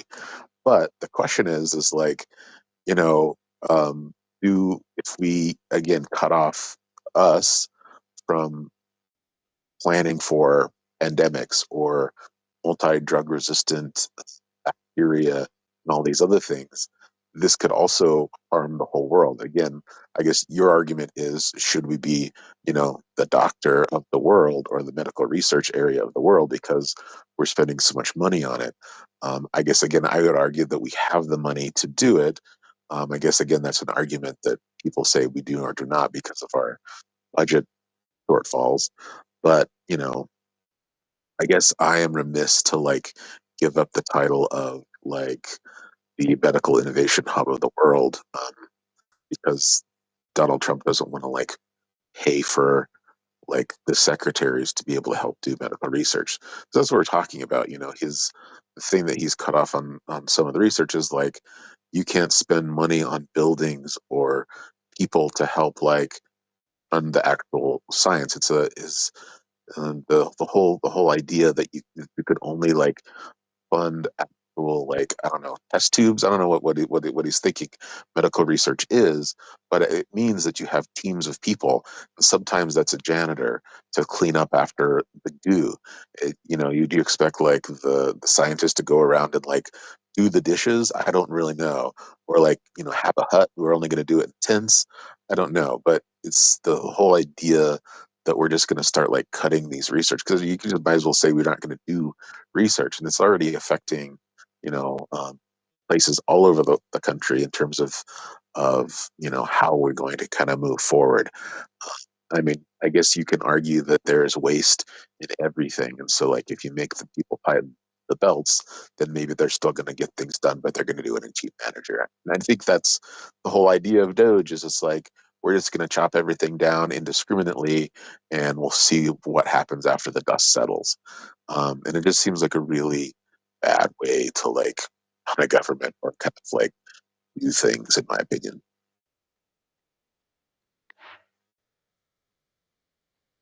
So yeah, interesting arguments from many different angles. But I guess where the buck stops is that it's happening. It doesn't look like it's going to stop anytime soon. So are other countries, and if not, why the hell not?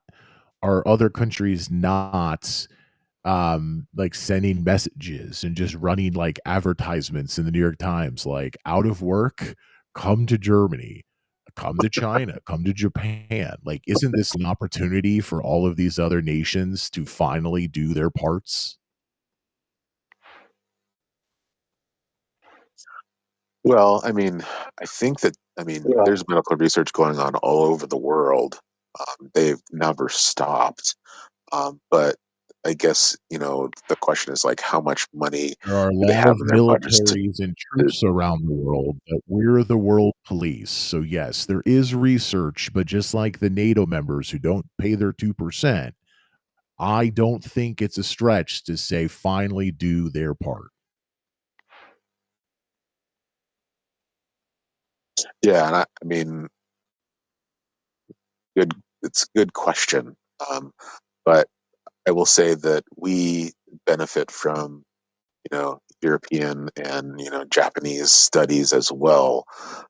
We do typically lead um, in terms of medical research. So it's an interesting argument. I mean, I guess, um, you know, to me, I think that, like, again, I think, keeping the technological edge is good for, the world, and it's good for our pocketbooks and for other things, um, and for our own populations, because we are benefiting from having really good medical care. And so if like, do you want to be like, oh, sorry, they're, the only people that can do your surgery, little Timmy, are now in Belgium because we, abdicated our throne for, all these things. And so I think it does benefit our population to have really super subspecialists or like complicated things available locally when you don't have to like travel internationally, which a lot of other Yeah, people once will again, do if have to come you're here.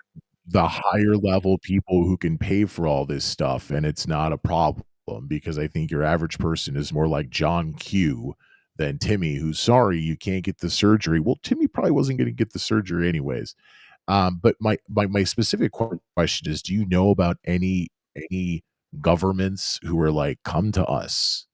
Like, is this an opportunity, or am I not understanding the situation enough to understand it's not an opportunity for other people to play larger roles? China is always trying to, like, it's not made up. I mean, China is trying to influence Panama and the Panama Canal. China's trying to put a bunch of money in Africa. China is trying to put money everywhere. So is China, do you think, do you know? I mean, once again, I'm trying not to put you into an expert of everything, but is this an actual opportunity for other people to pick up the slack, or does it just not work that way? Have you heard of any opportunities that are more occurring now than they were 3 months ago? I mean, I've heard of people like, like I think taking advantage of just like the general fear of Trump and Doge, like recruiting just general like healthcare workers to other countries. Places like New Zealand is a place that often recruits healthcare workers, etc. But I think that maybe more of an effect is that if opportunities here are less, then, which is again probably good for maybe the world, is that there's maybe less brain drain, meaning that, like, if you're a top, scientist in Zimbabwe and suddenly there's not like a research opportunity for you there, then maybe you're more likely to stay in your home country and do it there. So, and maybe that's better for the world if we decentralize some of the brains, and don't all just suck them up into United States. I think that that's maybe better for the world, but maybe not better for us. But again, So No, that's no, an it's a good interesting question. idea. So Looking at it then, from as both ways. opposed to what I just kind of floated your way, is that rather than someone trying to use this as an opportunity, someone who, like Bain Capital, someone who comes in and tries to take advantage of the situation, it sounds like you're thinking that it could work out that people will just stay where they are. And then maybe that means like Zoom, since 2020, it's like some kind of remote work situation, or they just do their research where they are. Is that feasible? If you are, I don't know anything about Zimbabwe, but if you're some cancer researcher in Zimbabwe, can you do that there? Or do you have to go to some university in the US or some university in the UK or some university in New Zealand? Yeah, I mean, it kind of depends on what you're talking about. I mean, there are like general things you can do, but yeah, I think for a lot of the really specialized things, especially like, they're doing all sorts of things with like, antibody coded like delivery things to like cancers, like you can wrap a drug in an antibody and it's delivered to a specific cell or something. Those are clearly things that can only be done in like really highly specialized places, or if you have like the technological infrastructure, you have to still have that ability there to do that, to do like a specialized surgery or like a neurosurgery or something like that, manufacturing abilities. Not to say that those other places could build that infrastructure, but there's definitely infrastructure here that is not in other places. So yes, there's going to be limited ability to do that in those places. So yeah.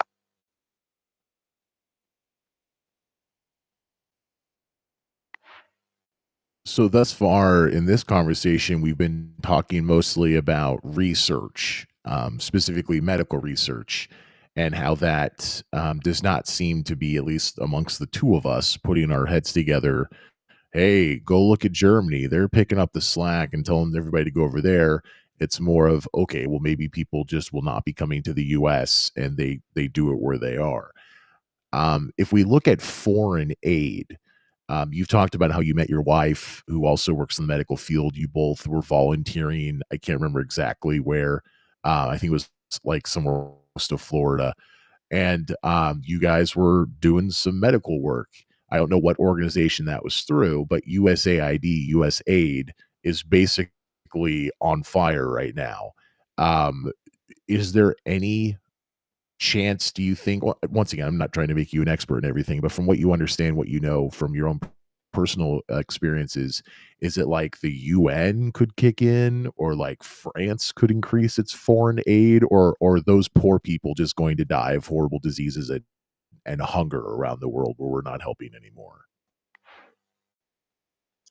Yeah, I mean, I think, USAID has been like the, you know, basically the juggernaut of global health in the world for so long that it's just kind of like part of the whole like infrastructure. For example, the PEPFAR, which is the HIV um, medication program that was put in place by George Bush, George W. Really had like just reduced HIV in the world because of kind of the, the logistical and monetary uh, force behind those efforts. And so it's become to like, and I think like 60% of the PEPFAR HIV distribution stuff was through USAID.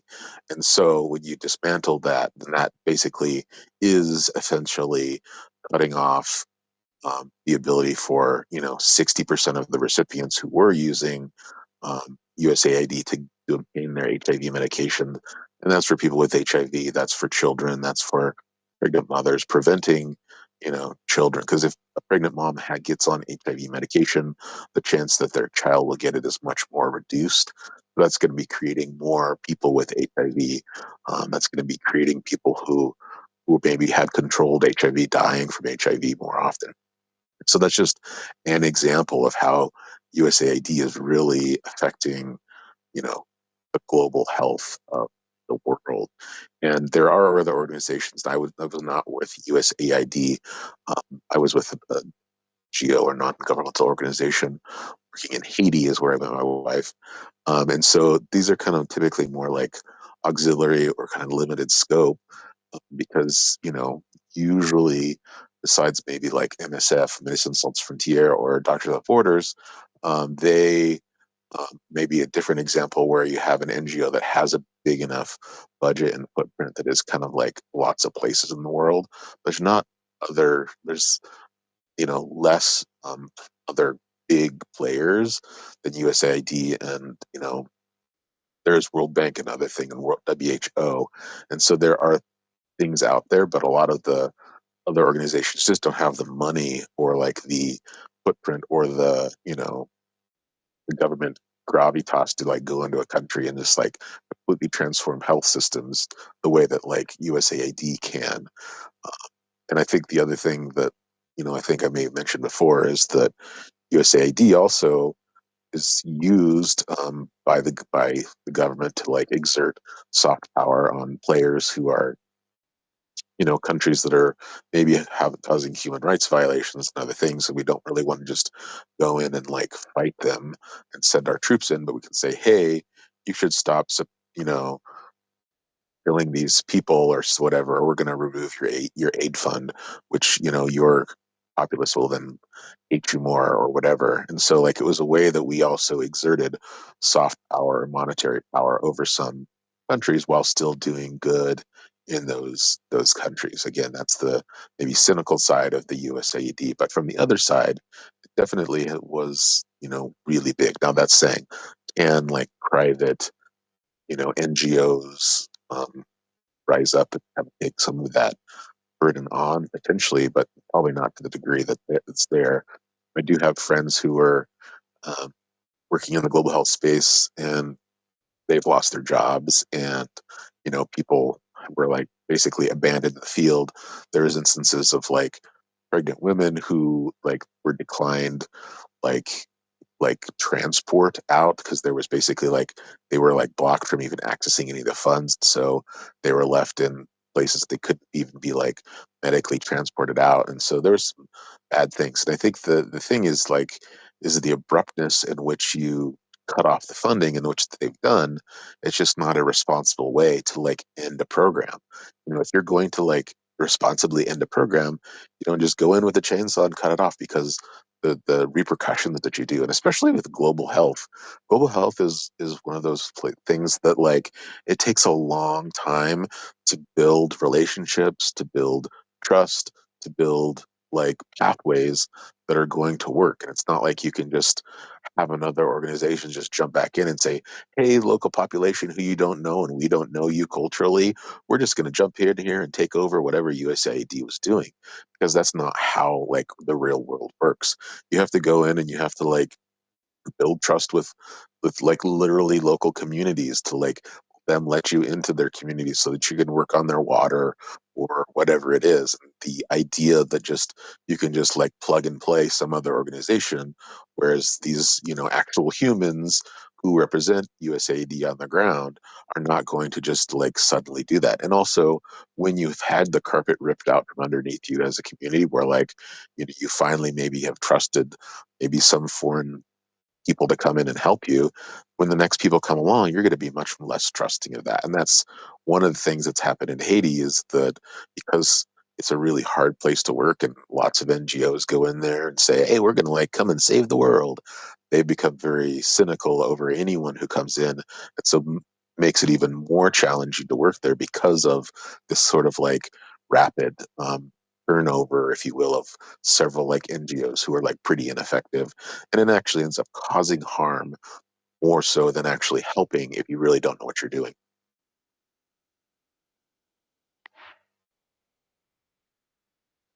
So while I wish it wasn't the case, I get why America is the world police. Not only because of after World War II, we just kind of were, but we've actively kind of encouraged our allies to not build up their militaries and let us do it.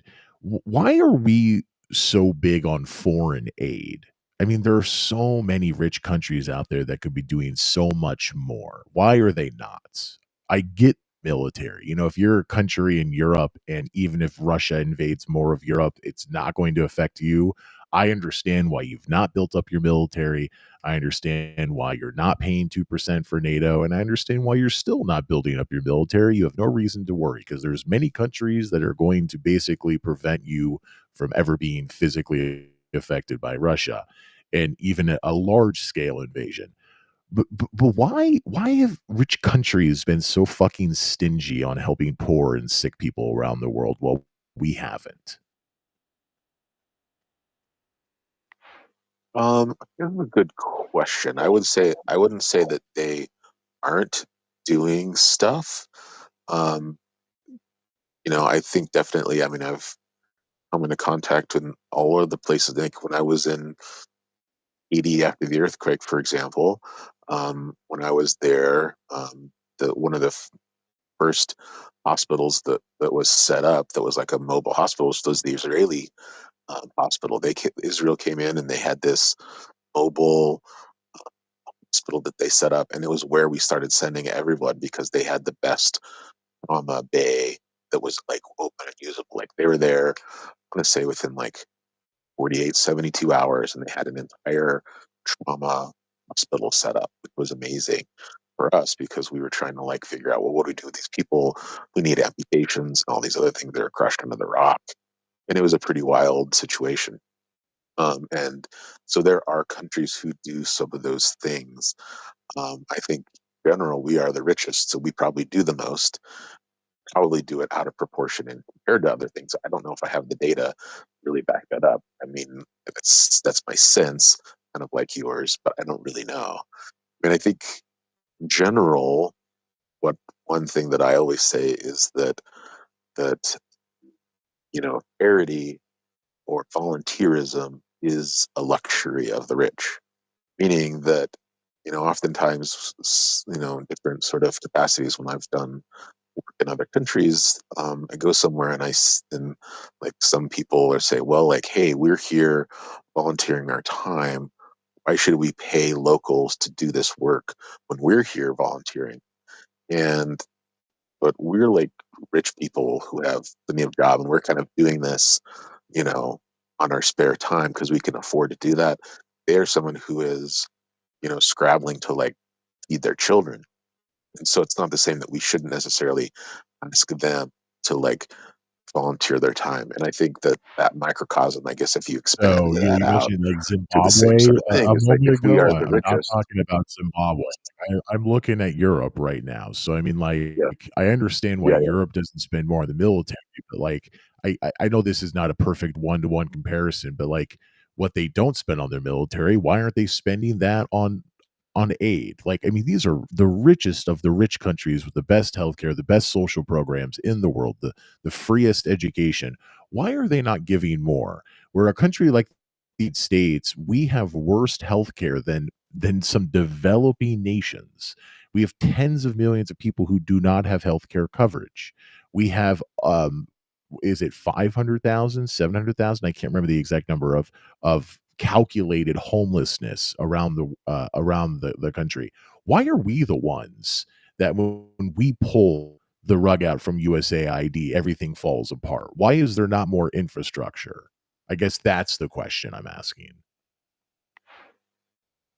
I think that this question is the thing is I think this is what is this I guess I would call it like, I guess, a scapegoating that has always been around global health. They've been doing work in other countries for over 20 years now, well, maybe farther than that, maybe 25 years.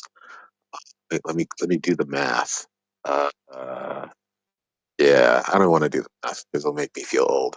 But it's been a long time, and there's always, always, always a question of like, why in the heck would you go to another country and help out people over there when we have our own problems here? We have poverty here. We have people kind of like the argument that you're making and the question.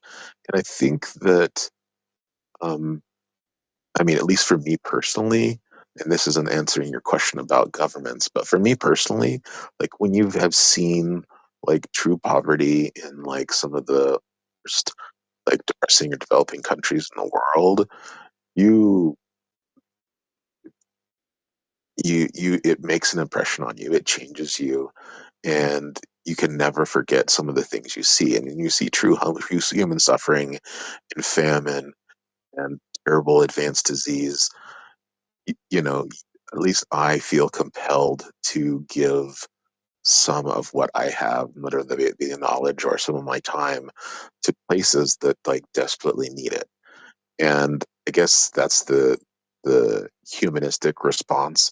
Monetarily, no, it doesn't make sense. Like we should just keep all our money here and like help folks out who are here. But relative to other countries, are Might poor, it be more than off. possible And to tie a few things together? Do you think it might be the case that Americans are more adventurous into going some of these places and seeing these horrible conditions that change them the way that you just mentioned, as opposed to someone who lives in France or someone who lives, in this rich European country? Is that part of it? Is that we're just we have more per capita-ness, if you will, that has seen this with their own eyes. And therefore, even though we have worse problems than any of these rich European nations, we're still willing to invest into that. Plus, the soft power of not having to fight a war, like you were mentioning earlier. yeah, I don't know. I mean, I think that even compared to like, the other countries, we're still relatively more richer. So I think maybe that compels us to do it more. I don't know. But I mean, like I said, I know people in other countries who are in the global health game. So it's not like they're not sending folks either. But, maybe we are relatively more than others. I don't know that answer. But I think that if we're clearly as a country relatively richer than all the other countries. So, potentially that would do that. But the thing that I'm saying is that this is also a false dichotomy. I don't think that because our healthcare system sucks, means that we can't do any foreign aid until every single person here is 100% taken care of. Because the system that we have is our choice. We have chosen this terrible system, healthcare. We have chosen to spend 3 times as much on healthcare than any other person in than any other country in the world. We could literally have UK system or Canada system tomorrow. Our government spends more per capita in each individual person than Canada does. So we can have exactly the same thing that Canada does. And on top of that, So, we spend all this as you private money on know, healthcare. I completely agree with you. Like we've talked about this a bazillion times. Like it's the many sad states of American affairs is that it didn't have to be this way, but it is. I don't know. Maybe I'm just feeling emboldened, empowered by the person I did not vote for, and I don't like, President Donald Trump. But I'm starting to put my foot down. I'm starting to think until we can no longer say that we have 500,000, 700,000 homeless people in the United States. And once again, worse than anywhere in rich Europe, because being homeless in France compared to the United States is basically a choice. If you're homeless in Finland, that is a choice. And because it's Finland, you're probably not homeless because you'd freeze to death. But people freeze to death in the United States every winter because we have the worst homelessness in the developed world. Until that's no longer a fact, and until tens of millions of people don't have health care and aren't underinsured, I'm starting to think not a single dollar to world health, not a single dollar to defend rich countries from Russia. I'm absolutely starting to think that. It doesn't mean that it's going to change anything for us, but it is a line in the sand for me. And it wasn't like this before Trump became got his second term. I'm just starting to see what's possible if you just don't fucking care. And I'm really liking what you could accomplish if you were not Trump and you just didn't fucking care. And I'm starting to think not a single dollar for HIV medication, not a single dollar for foreign military aid. And at the very least, we're not spending money on other people, even if no one else in the United States is better off. We're not spending money on other people. I think it's important not to spend money on others when you have so many problems at home that no other rich country in the world has. I understand the sentiment, but I mean, we're talking about like the USAID budget of less than 1% or whatever it is.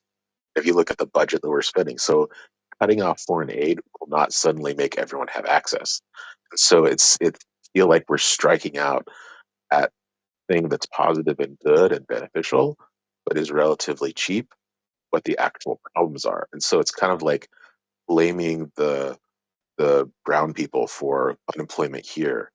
We're now blaming foreign aid for our own mismanagement of our healthcare system. So I understand your sentiment, I but don't know. doing that is Did not what going I to just fix our say health. come off as blaming the brown people? Like, I don't feel like that was the message I was No, no, sending no, out, no, so I no, apologize if it did no. come off that way. No, I just no, no, I no, not because you there are so specifically, many but like countries that Trump's, can fix it, like like, the people can Mexicans step are in, rapists and right? etc. That whole thing. Not, I'm not saying you did that, but I'm just saying like Trump's sentiment of like Mexicans are coming here, the immigration is clearly all the problem. That sort of thing is kind of like Trump's shtick. Is he, does this demagoguery to blame problems that are unrelated. While yes, like whatever budget we spend on USAID is not insignificant compared to like the money we spend on healthcare and mismanagement of it, it is insignificant. And so I feel like it's a lashing out towards something that like is easily like scapegoated. Like we can blame the Mexicans for bringing fentanyl here because that's easy. It's an easy target. It's easy to like say, well, why don't we like take care of our people here when, we're doing all this other stuff in other countries? So I think that relative to like the funds that we do have and we are mismanaging it and spending it in the wrong way. Like if Trump did spend his energy just talking about like, why are we spending so much more than Canada? Don't we have like a better, like more efficient system? What's the most efficient system? Well, clearly it's single payer healthcare. But why he doesn't do that is because he's more interested in the capitalistic money that is involved in like paying for like United Healthcare CEOs and all the people that are donating to him and medical Well, in all things. And we could fairness, like I him would love and to have a every purely Democrat and every sorry. Republican, he's no different than anyone else, unfortunately, and that's goes back to what we were talking about Yeah. earlier. It's such a shame because it didn't have to be this way, but then again, when you look at every person in elected office, no, it has to be this way because that's just what we get in the United States because we always vote for the same 2 parties. If it's such an insignificant amount, why can't we just say not a single dollar more and Europe takes over? If it's such an insignificant amount, you talk about how we're richer than everyone else. I don't know if that's actually a fact when you look at what Americans have available to them versus people in France, Germany, Italy, Norway, Denmark, any of these other countries as a whole. We can talk about GDP and we can talk about lots of different things, but when you look at quality of life, I don't know that we're a really rich country just because our government has a lot of money. So if it's such a insignificant amount of money, why can't we just say no more? And the good people of Europe will pick up the slack. Yeah, I mean, I guess we're gonna. I mean, I guess the end of the day, we're gonna see. We're gonna find out because it's happening. Like you said, we are. If we, if we're pulling back from, our global responsibilities, I would say, and saying we're not going to like participate in World Health Organization, we're not going to give foreign aid, we're not going to like, you know, care if Russia like invades other countries. We're going to like pull back from all of these sort of things. I guess we're going to just see, what, if isolationism is the better thing. I think that historically, we've have shied away from that and found that isolationism causes not only problems to other places, but also can affect us here. As we are, when we were attacked by Japan, for example, that we were very isolationist before that. Or if you even go to World War One, we were isolationist until the sinking of Lusitania. And so, like, we are isolationism until it affects us. And I just think that feel like we're overreaching, but I think that it ends up hurting us in the long run. That's the kind of like way that we want to move forward. But maybe that's just my opinion.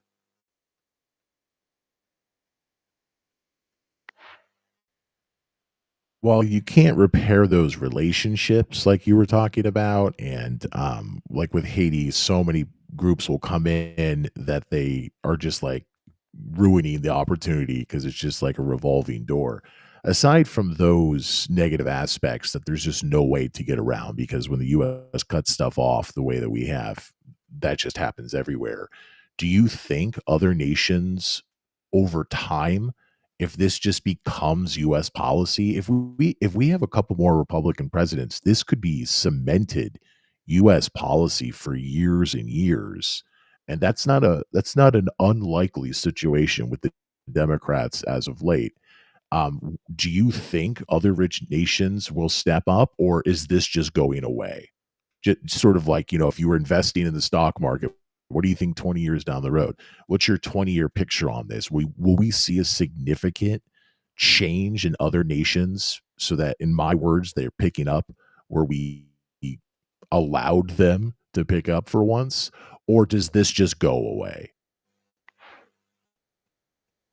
I mean, I guess the question is like if we are also simultaneously like removing our, you know, military presence or protectionism of other countries, then that's going to mean that a bigger proportion of their GDP is going to go to military funding as well. And so, are they going to choose like, an existential threat of, Russia invading them if you're like a Baltic nation or Finland, Sweden, or are you going to choose foreign aid? Probably they're going to choose bumping up their militaries if they feel that like NATO is no longer exists, and they don't have the protection for us. And so I think that as we're pulling back on everything, I think it will probably just go away. And I think that even, whatever damage has already been done is going to take a long time to repair. Um, I don't really know. It's, clearly hard to say. But I think, if in general we are pulling back our tendrils from the world, if you will, then I think that's going to not only affect Renee, but also like their ability to like, do other things for themselves. So I don't know. I think that clearly there will be, probably examples of them increasing to try to cover us. But, maybe it'll just be more NGOs will, you know, be able to show like, hey, this is what it looks like now in Africa now that it's been 2 years or 6 months now that people aren't getting food.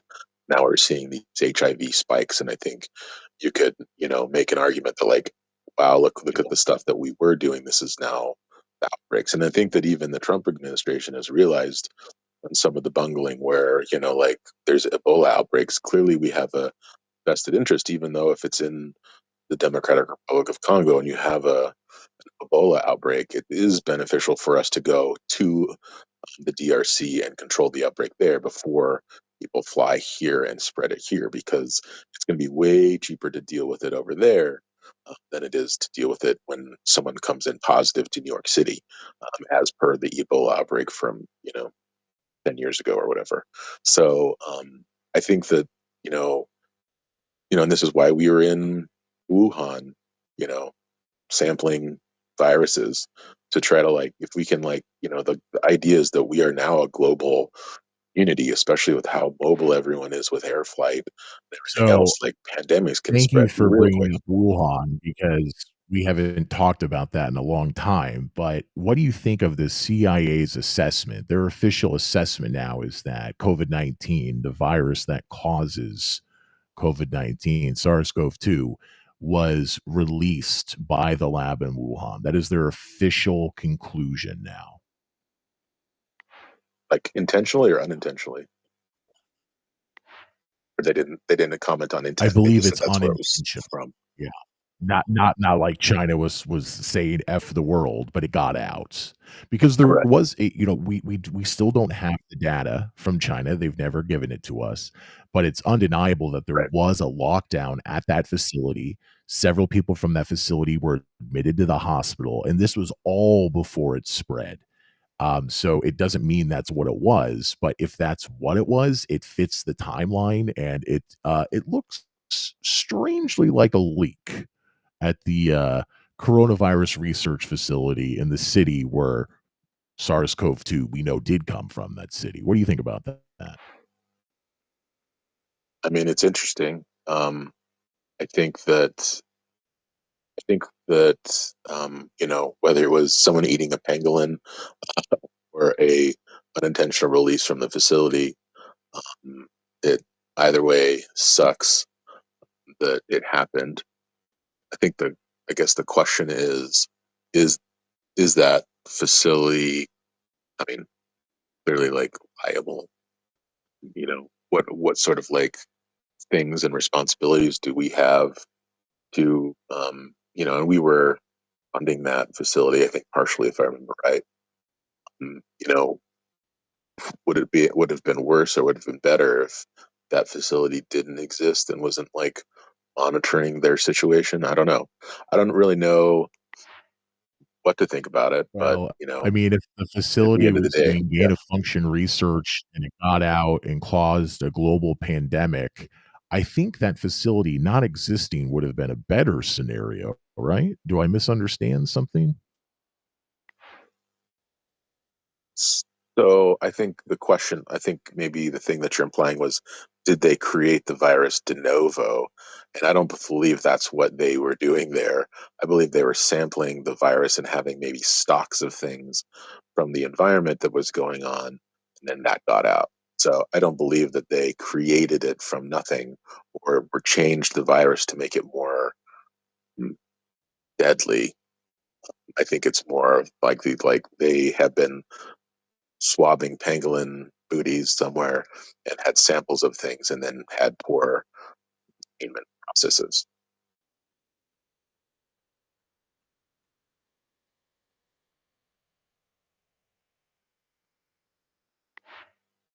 I'm trying to find out the exact details because just I'm kind of done talking about COVID, so I've only read a couple of headlines.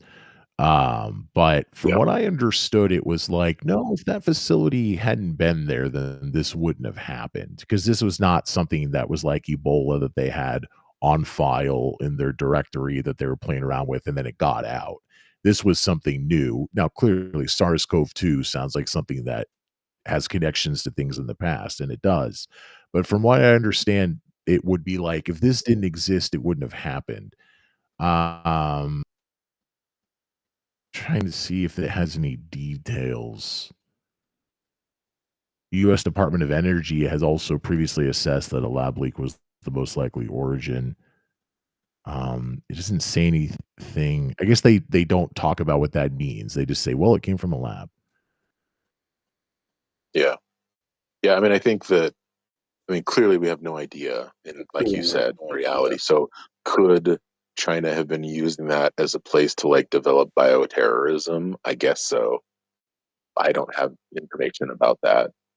I mean, I guess it's just kind of like we have facilities in Atlanta at the CDC that have all these like terrible things there too, and so we could have a smallpox outbreak potentially if they didn't do that. And so, should they keep smallpox? Or should they just get rid of it? So I again, and I don't think that I think that in general, having facilities that are monitoring and kind of like studying these things are better than not. And if it was a bioterrorism agent that they modified, then Eh, yeah, let that let's just I'm not because necessarily convinced I that that's didn't what mean that that place it was. was a weapon that got out, but let's just assume that hypothetical situation, they were doing gain of function and they were taking something that had origins to previous, uh, not pandemic, epidemics. Was SARS an epidemic? What do you call that? Swine flu? What is that? Just A bit probably an epidemic, yeah. outbreaks? Okay, epidemic. So let's say it was something that was related to previous epidemics and they're working on a gain of functions, they're making it stronger, they were doing different things, and then it got out. Can we say that clearly it's better than not to have these facilities when it Well, I shut think that down the world? And millions of people were killed and economies went into the shitter, and then the price of groceries are still crazy in the United States. Like, that just seems nuts to me if we just assume that for a moment this has happened, that we could ever consider that having these facilities is better than not. Yeah, I think that maybe where maybe your and I's understanding of what they were doing there is differing is that when I hear gain of function research, I don't think, oh, we're taking a virus and trying to make it tougher by like irradiating or something. I'm thinking like, here are the viruses that are out in the world that we're sampling as we're sampling pangolins with swabs, and then we're comparing different viruses and saying, oh wow, this mutation that's in this strain has gained this function out in the wild, and we are now seeing what does this do compared to the old virus. And so I think that's the differentiation. I don't think that that places should be like trying to make viruses stronger in order to see how the research goes. I think that Mother Nature is better than we are doing gain of function. I mean, that's how evolution occurs, is that, a mutation occurs and suddenly now this giraffe has a longer neck. That's not, I think if we are trying to mutate the virus ourselves to try to get different functions and that got out, then yes, that's messed up. But if they are just monitoring and seeing what the gain of function is of different viruses, then that's a different story. So that's my supposition. If they are blasting you with like, gamma radiation to try to get some sort of like super spider, then yeah, that's not, I wouldn't be for that.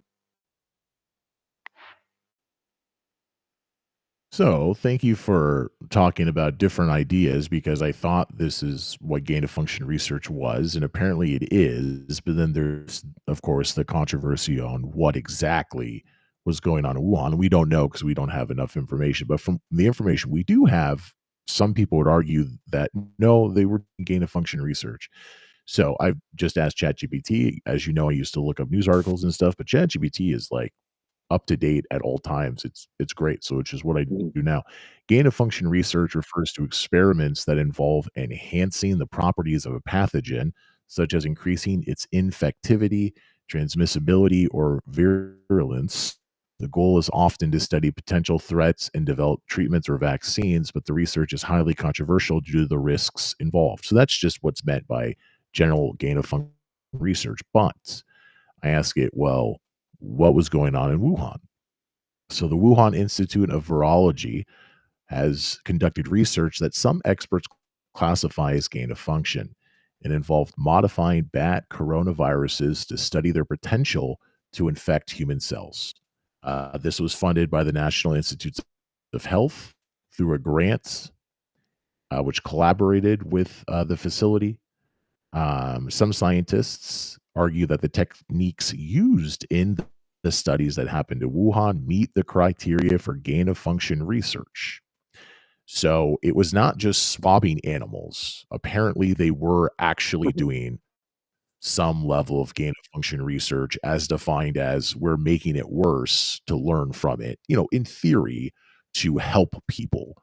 I don't think that even the horrible Chinese government was using this facility for weapons, but I don't know that it matters. If the CIA and other US government entities are saying this is the most likely outcome, not across the board, but several big entities, including the CIA, are saying this is the most likely outcome of where this came from. And from what little information we have, they were doing some kind of gain of function research, which is more than just testing what's out there. It's actually making it worse. I am really, as a non-science medical person, hesitant to believe that any of this research is useful in the future, seeing what hypothetically did happen 5 years ago. Yeah, no, I definitely agree. Like, unless you're maybe in a better facility in Atlanta, but yeah, like this sounds really dangerous to me. Clearly, obviously, like millions and jillions of people died. Jillions.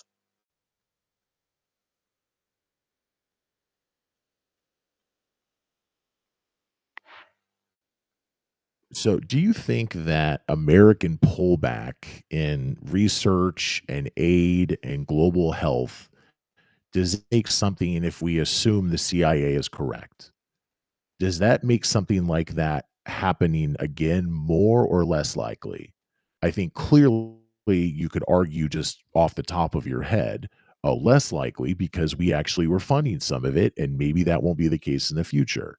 But then if you think about it for more than half a second, if we're not involved and if we have higher standards because we're the world leader on medical research and science research in general, maybe we sort of hold people a little bit more accountable. Do you have any thoughts on either or any other possibilities for something like this happening again if we just accept for the moment that that's what happened in Wuhan? Yeah, I mean, I think you can kind of go either way with it, honestly, as well. Like you said, I think that I think taking stands on things like, hey, we think this is not great unless you have a level 17 air containment facility, and these are the standards you must do.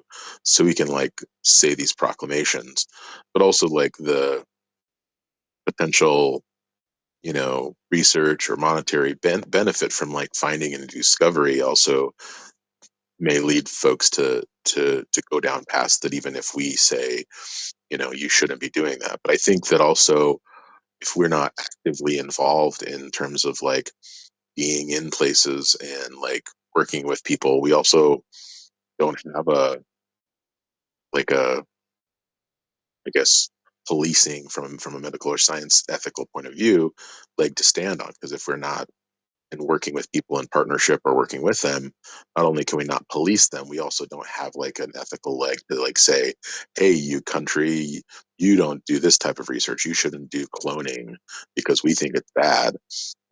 But if we're like in there working with them and saying, hey, this is why we think it's bad, but we're going to help you with other things, but don't do cloning research or whatever we think is ethically or immoral, science sort of stuff.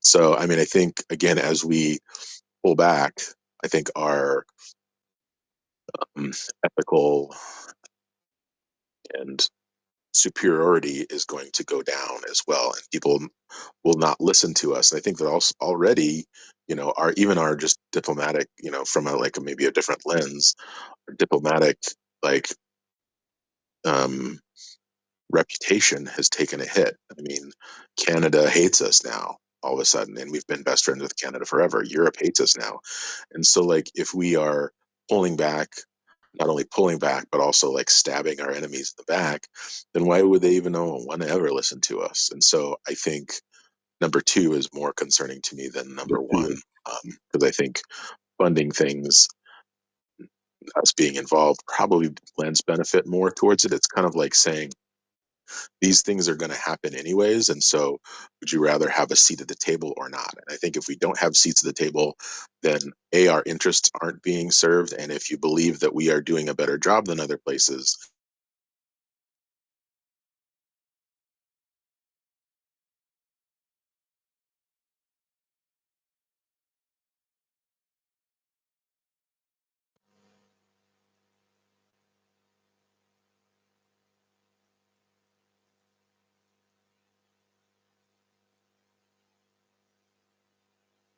Also, sorry, I didn't mean to like take over the whole show.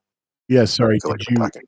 No, no, no, it's great to have you. I just didn't I maybe there was a problem with the internet. I didn't hear you finish, and I wasn't sure if there was, like, a lag time, but okay, I think I lost maybe, like, the end of a sentence. I got your general gist, but it just didn't sound like that was the end, and so I was just like, "Pregnant pause, pregnant pause." Let's reset it. It's News Debate, I'm late. We're joined by people over on Twitter Spaces, request to speak. We got Bjorn over here. I haven't talked to you in a long time, and there's so much in your wheelhouse and even things like wheelhouse adjacent that I want to hear your thoughts on. So I'm more than happy to keep the conversation going. So you're just talking about Europe hates us, Canada hates us.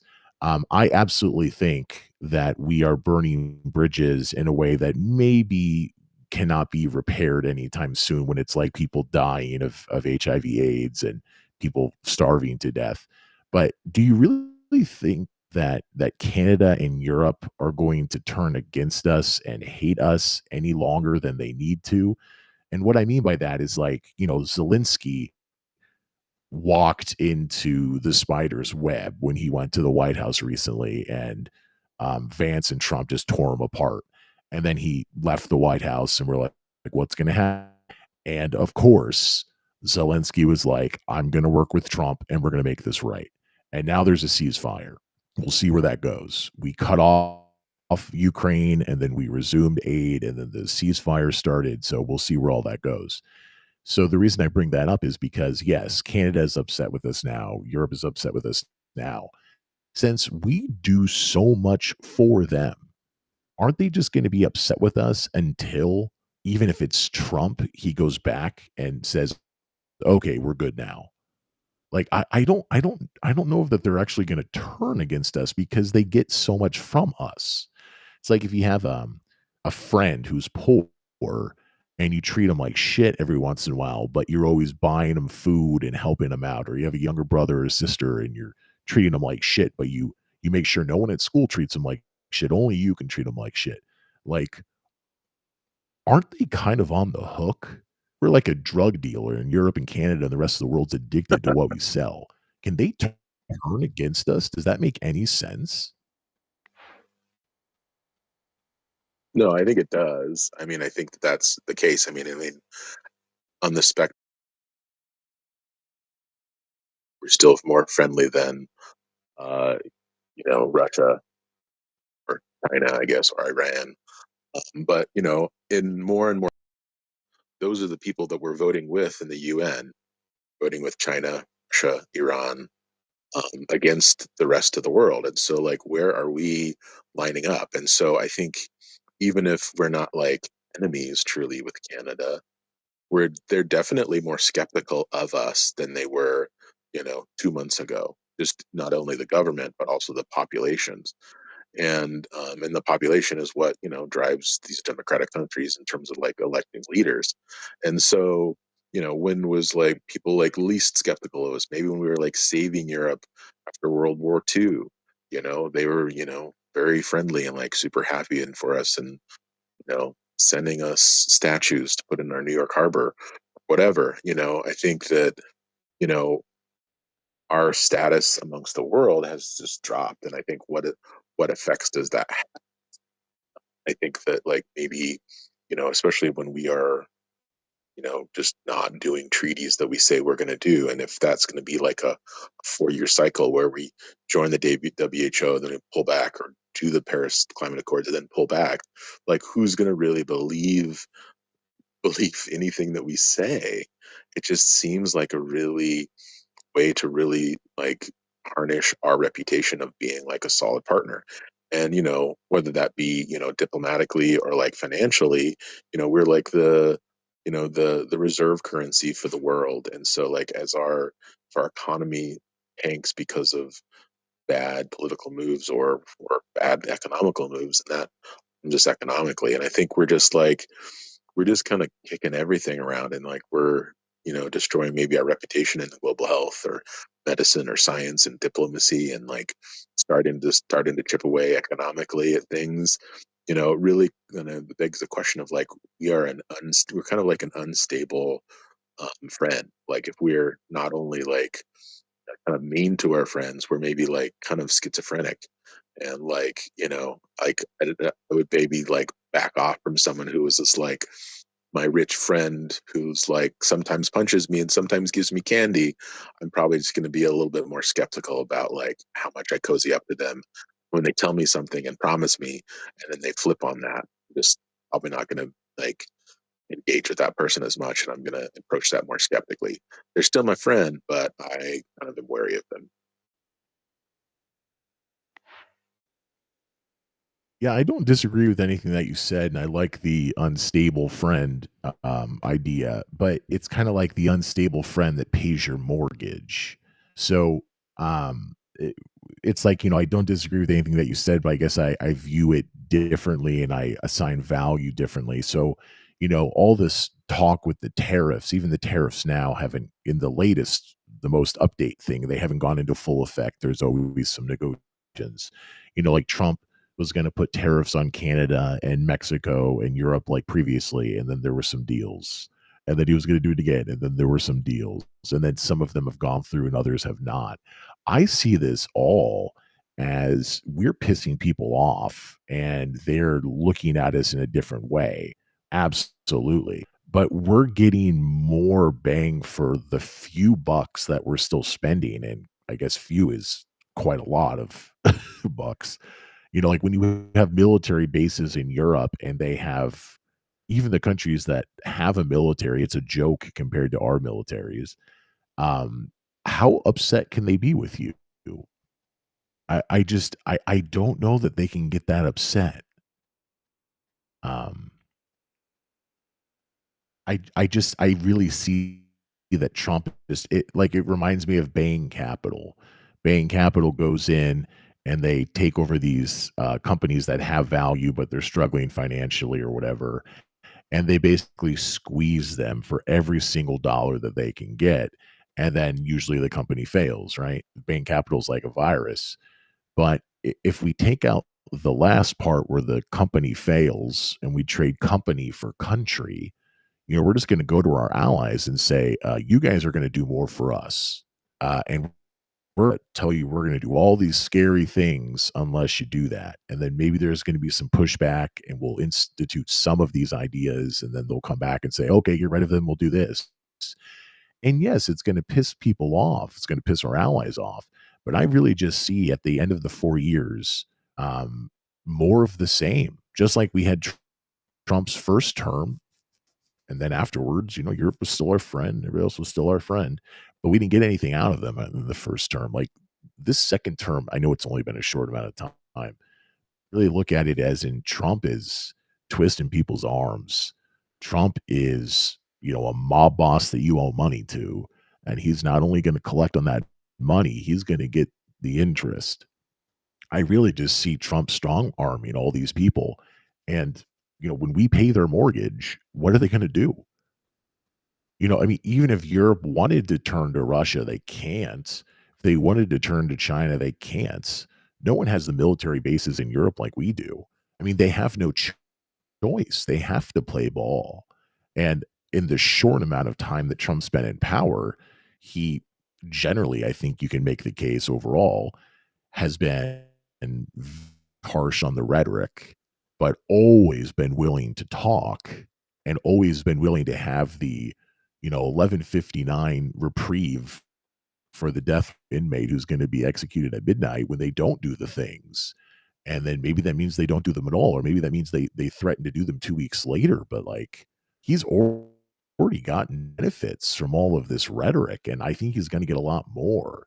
So I don't know if that changes your position at all, but that's the way that I look. Those are the lenses that I'm seeing through. Is that I think he's just going to get what he can from these nations, and eventually there'll be some sort of ceasefire, and maybe Ukraine won't like it, but um, I don't think we would have a ceasefire right now if Kamala Harris were president. I think Trump's actually, oddly enough, getting some things done.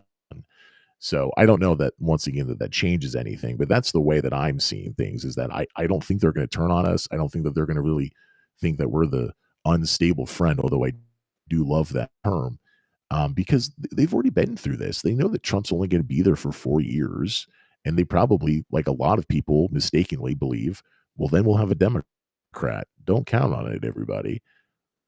So poke holes in what I just said. Why am I not right?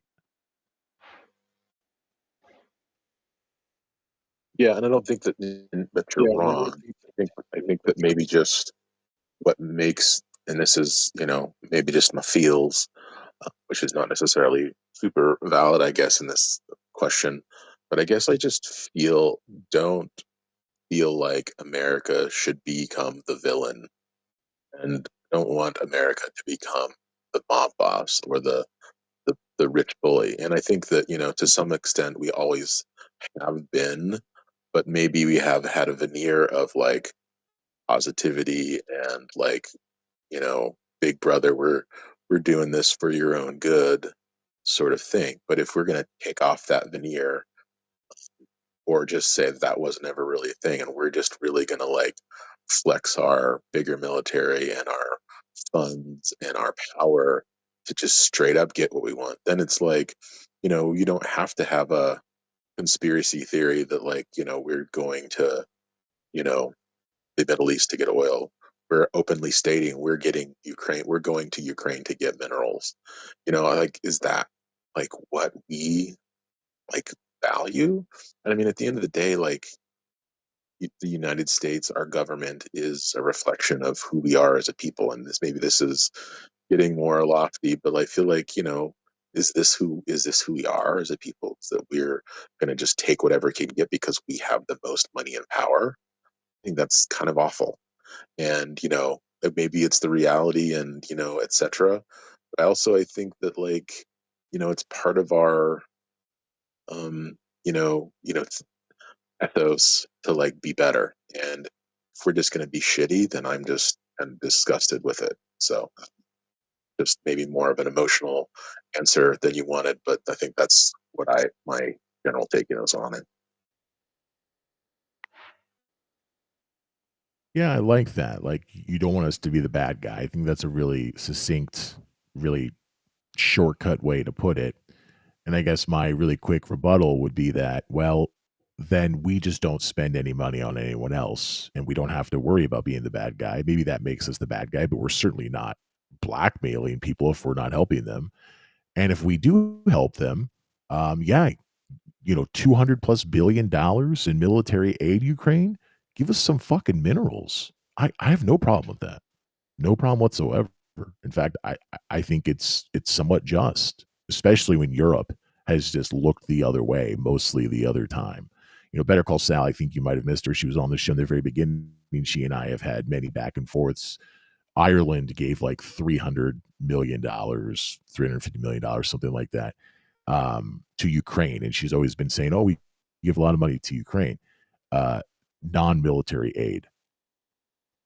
I mean, it's basically no aid whatsoever. We're talking about a country that's actively at war with a much larger, much more powerful country. And they only are still there because of the United States. They're not still there because of the smaller amount of aid that Europe has given them, and certainly not the smaller amount of aid that Ireland has given them to help with evacuating people, something like that. Is it zero? No, but it's not valuable.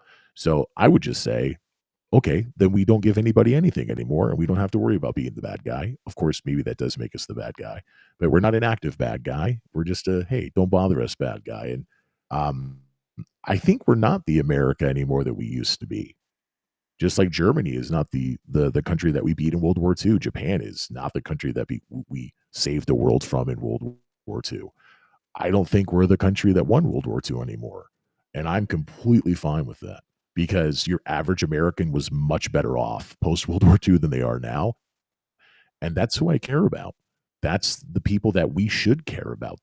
That's what it's like in Japan. That's what it's like in Germany. That's what it's like in Ukraine. That's what it's like almost everywhere else. I looked it up really quickly some time ago over on ChatGPT. Of course, if you look at just overall donations to health and charity and all that stuff, America just runs away with it. But then if you look at GDP per capita and stuff like that, when it comes to private citizen donations, we're absolutely at the top. Just people giving their money to help other people outside of the country, America is at the top. But if you compare us with like rich Scandinavian countries, they give more of their per capita money to help with like AIDS in Africa or just something like that than we do. We give a lot, but they give a little bit. But their individual citizens give much less than our individual citizens do. So overall, I think we're generally at the top, but clearly not in every capacity, in every situation that you can imagine. And if I could flip a switch, I would change that in a second.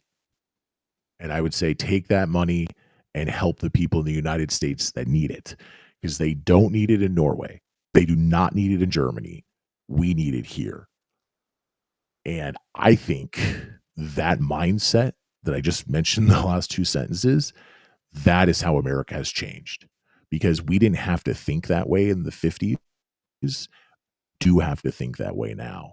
And that's a hill that I will die on. And I think that shows that despite the fact that you and I don't agree on all these different things, it's much more of an open question than it was in the past. And I'm just done. I'm just done at this point.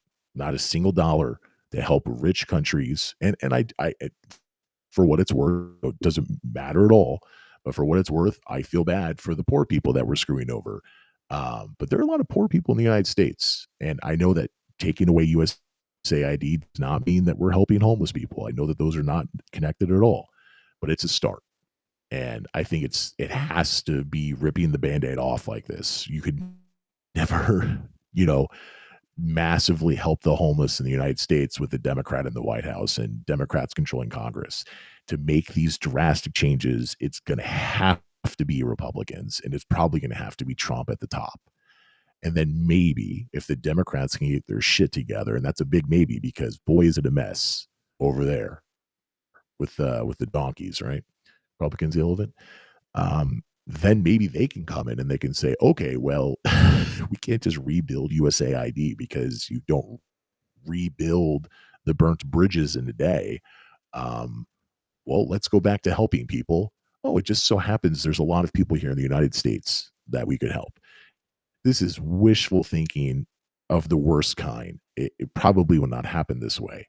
But I could imagine that after Trump burns it all down, the way that we come back is that the American people say, we're only electing Democrats if you guys are helping us. We have seen the other side, and we are not interested in helping other people anymore because we have the worst disparities on top of disparities in the developed world. Maybe it's not as bad as this place over here, but for what our country is and for what we have accomplished in our countries and in my lifetime, in your lifetime, how bad is it here? And the only way we're voting for you is if you help us. Maybe that's the golden ticket that gets the Democrats back in office. I know I'm connecting a lot of different things here that'll probably never happen, but at least in my mind, it makes a little sense. I don't think we're ever going to help the homeless. We're never going to help the uninsured in the United States unless we have these drastic changes that I think only Trump can bring in. Because once again, that's the shame of all of this. Bjorn says it, I say it. It didn't have to be this way. But then again, it kind of did have to be this way because say what you will about Trump, everyone else other than Trump is afraid to make these big changes, whether or not you like the changes or you don't. No one has the balls to make these changes. And I think that one thing Trump can do to sort of continue being president, even though I think he will step down at the end of this term, is that he can show that you can kind of do whatever the hell you want when you're president if you have the balls to do it. And that could mean another Republican could come in and maybe do half as less because no one could do it like Trump. Trump is just Trump. Or a Democrat could come in and maybe do 25% as much. But if a Democrat came in and had 25% of the testing fortitude that Donald Trump has, just imagine the good that they could do. And I think you have to have a lot of bad to show just how effective a president can be in order to have a Democrat to then come in, try to pick up the pieces and do 25% as much in the other direction for good. It is News Debate. I am Lee. Bjorn, if you have time, and Patrice, you're still with us over on Twitter Spaces. Wiccan Sage is Shannon. That's her handle over on Twitter, but her name is Shannon. She sent me a Zillow listing for a house, and I'm not going to go through it because it has photos and it's really, really funny, but I've talked about it on the show previously that I love urinals, and I've always wanted a urinal in my house. Just give me that urinal. She found me a house that has a urinal in it. So over on Stereo, I have a very strange poll. Urinals are great or not needed. Right now, it's at 70% urinals are great. And I know that this is not only a weird question, but it's a weird question on top of weird because mostly this is for men. Bjorn, would you have a urinal in your house if I could snap There's a urinal there. Would you take a urinal? I think I would take 2. That's how much I like urinals. Well, I don't think I would, because I have in the last couple years been into the bidet, and I'm a total bidet fanboy, uh, whatever you want to call it. I got one. I not only got like the little lid attachment that so many people are using. I got an entire toilet that's almost more of like a Japanese style toilet that has a bunch of buttons and different features, including water and spray and air and all these sort of things. And when I travel, it's the thing I like miss the most about my house. I'm like, oh, I have to go and use paper. This is the worst. And I know where you were talking about urination, but I I was just talking imagine you about, travel and the then you number come two. back to, the house and your wife's like, "Oh, it's so good to see you, husband," and the kids are like, "Daddy, it's so good to see you." It's like, "Yes, it's good to see all of you. How's the bidet? Is the bidet okay? Just wanna Can I go in the bathroom and look at the bidet?" Okay, so I also like bidets. I've been to Japan. Uh, they talk to you. They're amazing. I haven't seen many that are actually the toilet. I've seen even in Japan, I've seen more of the lid, with like a remote control attached to the side of it. So yours sounds like even better than a lot of the stuff that I've seen. But these are not mutually exclusive ideas. You can have the bidet and then right next to it, just a urinal.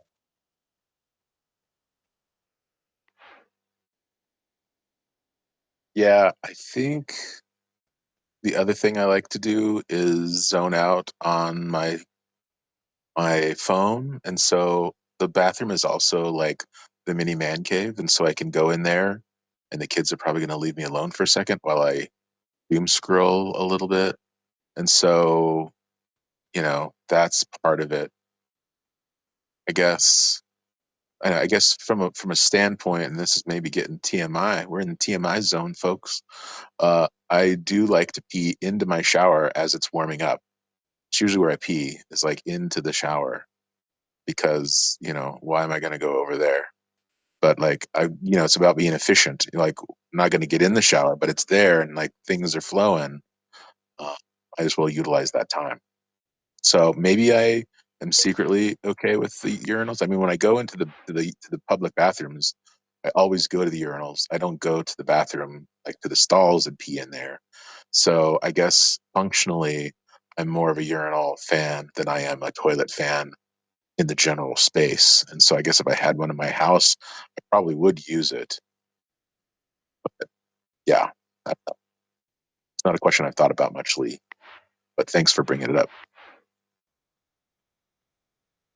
Well, that's what news debate does. We get to the important topics, and that's the urinal in the home. I mean, out of all the things we've discussed, clearly this is number one, numero uno.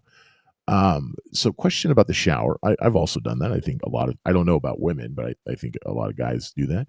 Aren't you supposed to pee on your feet? 'Cause isn't your fresh urine like if you let it sit? Clearly not. But isn't fresh urine like um clean ish?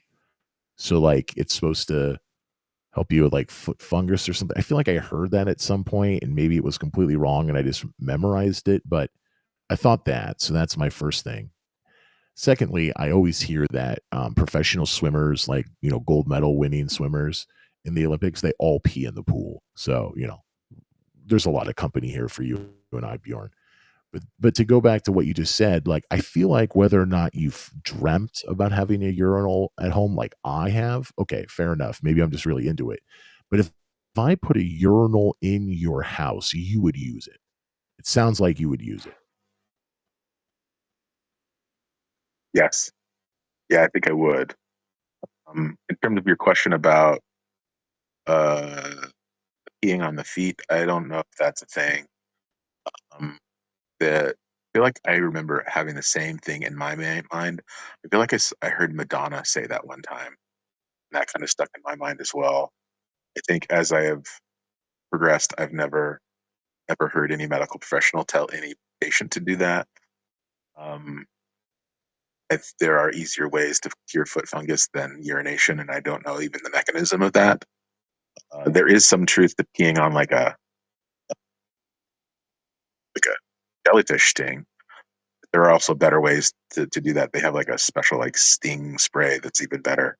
Has to do with like the pH inactivating the little Adarians, little stinging cells. But yeah, no, I do not pee on my feet. I think that's gross.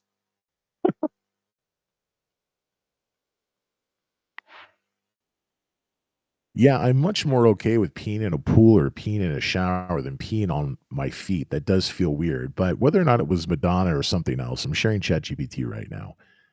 It is not the most effective or recommended method, but there is some historical and anecdotal beliefs going on that urinating on your feet could help. It contains urea, UREA, which is found in many fungal and skin softening treatments. Urea can help break down thickened skin and might create an environment less hospitable to fungi. Urine also is sterile when fresh and has mild antibacterial properties, but it's not strong enough to kill foot fungus effectively. And then there's a long list of why it's not a good idea. And so basically, just buy a cream and it's much more effective. By the way, Patrice, you can tell us with your voice, but she's tweeting me over on twitter.com/NEWZ debate. She loves bidets and she pees sometimes in the shower. Says it's healthy for women. Don't know about that, but okay, we have a woman who pees in the shower. Let's jump over here to stereo because we have some messages I'd like to get to before the show is done. But I think we're getting people who are leaving messages about urinals. Let me check really quick and I'll play one.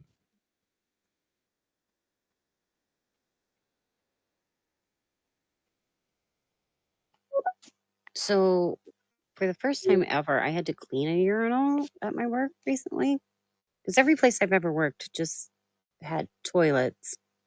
But I'm working at this auto parts store now and they have a urinal and I had to clean it. And that wasn't super fantastic. And I just kind of don't see the need for it. Like, if there's a toilet there, why do you need a urinal as well? Like, what's the point?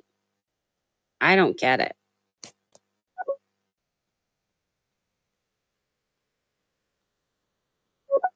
You're okay with peeing in a pool?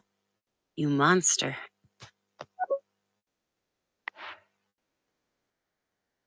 Great comments, Candace, over on stereo. Feel free to leave us some more. I've peed in a pool. I think maybe not as an adult. I certainly did it as a kid. And I guess I remember it fondly enough that I know I did. But there was a podcast or I don't know, science thing on YouTube I watched, and apparently whether or not they named them, they asked a bunch of like Americans on the swim team, like the Olympic swim team. They're like, do you guys get out and go to the bathroom? And then there was like a pause and they're like, oh no, we just all go in the pool. Like, would you get out of the pool and go to the bathroom and then come back? Like, no, you just go in the pool.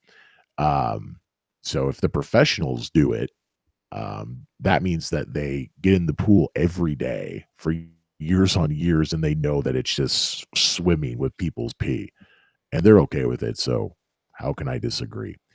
But it goes back to what you just said about cleaning the urinal. That's not a job I would envy, but I think I'd rather clean a urinal than clean a toilet just based on what goes in both of them. How can I phrase why a urinal is important? Bjorn, feel free to jump in here at any time. A urinal is important because, first off, even if you don't have the big like trough urinals like they'll have in like old baseball stadiums if they haven't been updated anytime lately, where you can just have like a bazillion guys with a small amount of space and you're kind of rubbing elbows, but you effectively cut down on the line because if you had to have a urinal for each one of them, there would be a lot more space needed. So you wouldn't be able to have that. So you can get more people in and out. And guys generally get in and out of the bathroom quicker than women. I won't comment on that. We'll just leave it. It might sound strange, but unless the urinal is poorly designed, because I've run into many poorly designed urinals that actually create worse splash than I feel like if I just peed on the floor. Like it's just weird. You'll find urinals where it's just like shooting back at you and you can't find the right spot to aim. There's a whole science to this. If you go in the toilet, it makes a very loud noise because the toilet is full water. The urinal is not. So, like if I'm in someone's house and they can hear me in the bathroom and I go number one, um, unless I'm off the side so it rolls down, it's going to make a noticeable sound. Not the worst thing in the world, but I'd rather go to the bathroom when it doesn't make sound. Secondly, there's some splashback because of the water. And I don't know. I think I've just gotten good at a urinal. I feel more comfortable, to be honest, with like white khakis that will show any drop of water coming out of a bathroom experience perfectly confident after using a urinal versus a toilet. I don't know if that would be realized, but that's how I feel. I've used a urinal my entire life, except I guess maybe when I was so young I couldn't reach it. Sometimes they have those like young boy urinals that are really odd as an adult, but when you're young, you're thankful they exist. It just, I don't know, just maybe it's a psychological thing. But I think there's some clear benefits, and maybe the rest is just in my head. But I love the urinal. Anything to add, Bjorn? Yeah, I'm driving, so hopefully my audio is still okay. But one thing to add is that for those of you without male parts, when you first start going, there's always like a half second of which direction is it going to go. You don't really know. And so there's like a general margin of error that you have whenever you're aiming, because you think it's going to go straight, but sometimes it's going very laterally. And the urinals present a wider like target, whereas toilets often are aiming downward and oftentimes through, unless you put up the seat maybe through a smaller like target. And even if the seat is up, it's still like left and right and back and forward, like a smaller area that you have to hit. And so I feel way more confident that I know that it's not going to go on the wall or on the ground if we've got a urinal. And I think maybe it definitely uses less water. What else? Yeah, I think that, it's definitely the splashing, the sound. That's where the Japanese have us a little bit, is that they have on their toilets have little like sound things that you can push so that the other people in the bathroom can't hear you. So it makes like a little white noise or a little music thing, so that if you don't want people in the bathroom to hear you, it plays little music instead of having to do the the fake cough as you're going. So yeah, I think those are some of my thoughts.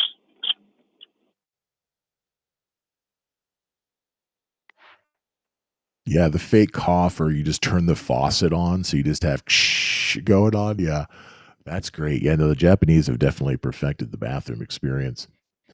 If you haven't visited, Japan's a lot of fun. Really encourage it. And the less familiar you are with Japan, I think the more of an exciting experience you will have, because you will just see things if you've never heard about them and never seen them in picture or video form.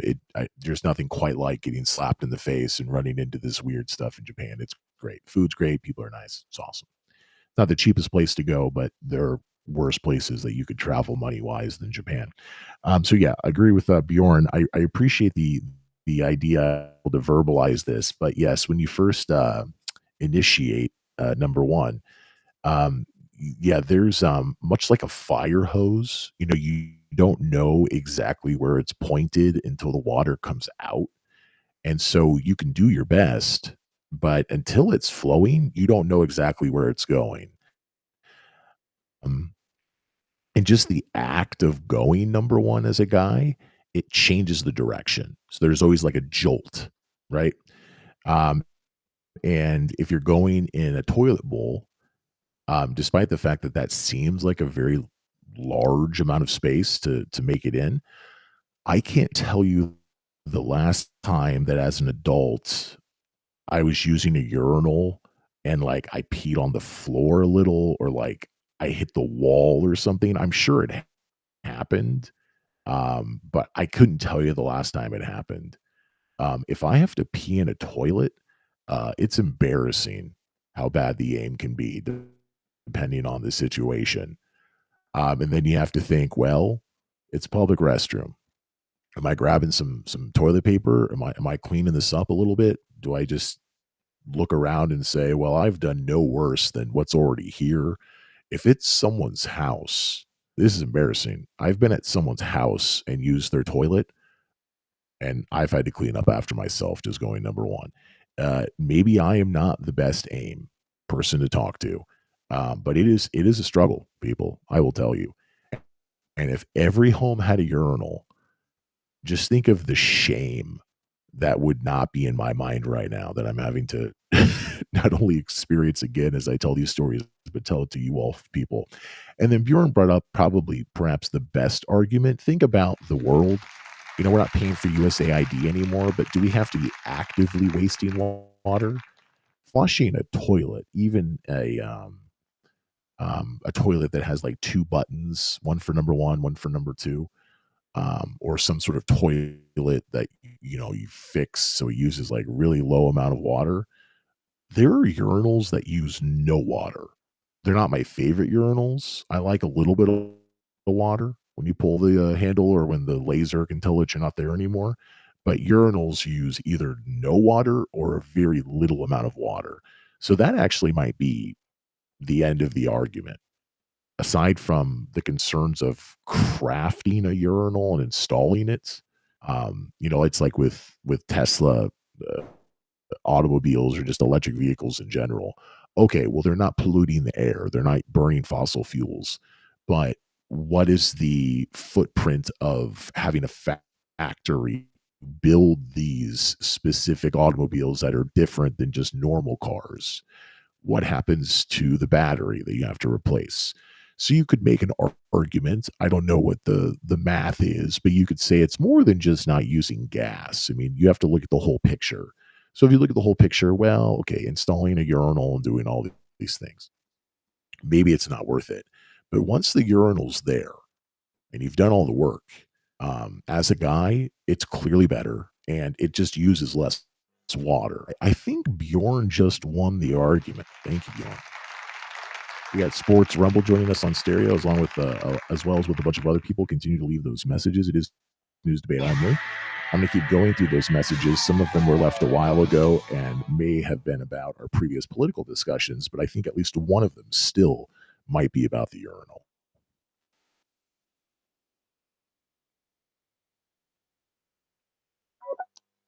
I'm curious if you lived in France or Finland.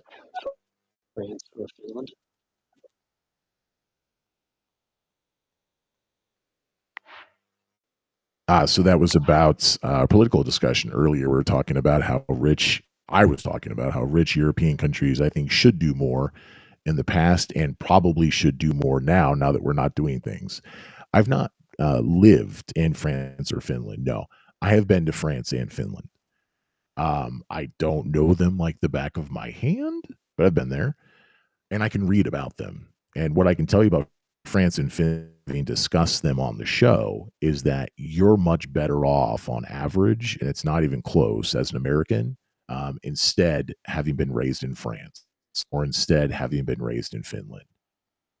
Much better off. You're going to pay more in taxes, but you get so much more. And until that's not the case, not a single dollar to defend Europe, not a single dollar to help poor people, name the place, we can help people here. So that was that. That's what that was referring to. I apologize because I really have been enjoying the urinal discussion, and maybe we can get back to that. But if not, it is News Debates, and we could wrap up the show. Bjorn, is there anything you want to discuss? I know that you were driving, so maybe you're a bit tongue-tied right now and can't jump in. But if there's anything else that you or Patrice or anybody listening over on stereo wanted to bring up, we've been going 3 hours. Usually I try to go at least 2 hours before ending the show. So Anybody have anything they'd like to introduce? Otherwise, we could start wrapping it up.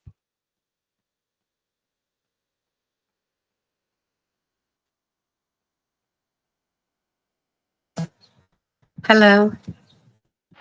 Am I here? Yeah, I hear you, Patrice. Okay. I had to change accounts here. Great show. That was an awesome conversation with Born. Probably one of the best, I have to say, in the months I've been here. I've only been around months, but that was a great conversation. And I hope you find your home with a urinal. Yeah, I want to And go don't through forget, this Zillow listing when Shannon's here because she sent it to me, but it's a house, I think somewhere in the Northeast. It might even be in Connecticut where she lives, and it has a urinal.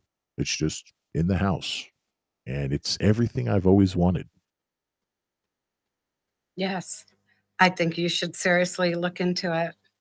And don't forget now when you're cleaning your bathrooms, it's always top to bottom. You trailed off there a top. little bit. So when you clean your bathroom, it's always top to bottom. Yes. When I clean my bathroom, Yes. I always I don't think I've ever thought to myself top to bottom, but I always clean from top to bottom. The last thing I do is the floor. The first thing I do is usually the highest thing in the bathroom is the mirror. Start with the mirror and then work my Yes. way down. Yeah. Yes. You're a hero for that. But then again, you said that when you were very ill, that you didn't sit on your bathroom floor. And I must have not ever seen a guy's bathroom before. So, Yeah, you were giving me tips, and one of them included like sitting on the bathroom floor for some reason. And I said, "Oh no, I don't think you've spent enough for time." the steam shower. Uh, oh, that's what it was. Yeah. Well, I mean, if I was in the Mhm. shower, um, that's different. But you said the floors. That made me think the actual floor as opposed to like the floor of the shower or like one of those combined bathtub showers just sitting in the tub. Which, by the way, every once in a while I like to have a bath. I didn't Yes. take baths as an adult like ever, but whenever I have the opportunity, oh, a nice bath, especially if you can get one of those things you drop in. Or is it oil or something? Those are nice. But just Bomb. sitting, yeah, The just shower bomb. sitting on the floor of any bathroom in any place I've ever lived is not my view of a good time. Wow, that was weird, Bjorn. Oh, sorry. I think I'm gonna Oh, that's mute Bjorn. Born. I'm I don't like, think he that knows isn't that he's on. me. I You know, didn't know that's who okay. that was. Now he knows. Yeah, Bjorn is always spending time with his kids, and every once in a while they give us a good surprise. Mm. What did you think about the urinal talk? I know when you were talking about the Bjorn discussion, you were talking about the med side of things, the aid, the Wuhan talk. I know that's what you meant. But when we got into the urinal talk, what was that like for you as a woman? Was that interesting, or was that like for me when women talk about their periods and I just say in my Mhm. mind, Mhm. whether or not I verbalize it to the woman, I say, please God, let this end before I end myself. No, actually, I was very interested, and I actually followed along. And I get the beginning of your peace stream where it's that little jolt, and you're not sure where you're gonna aim.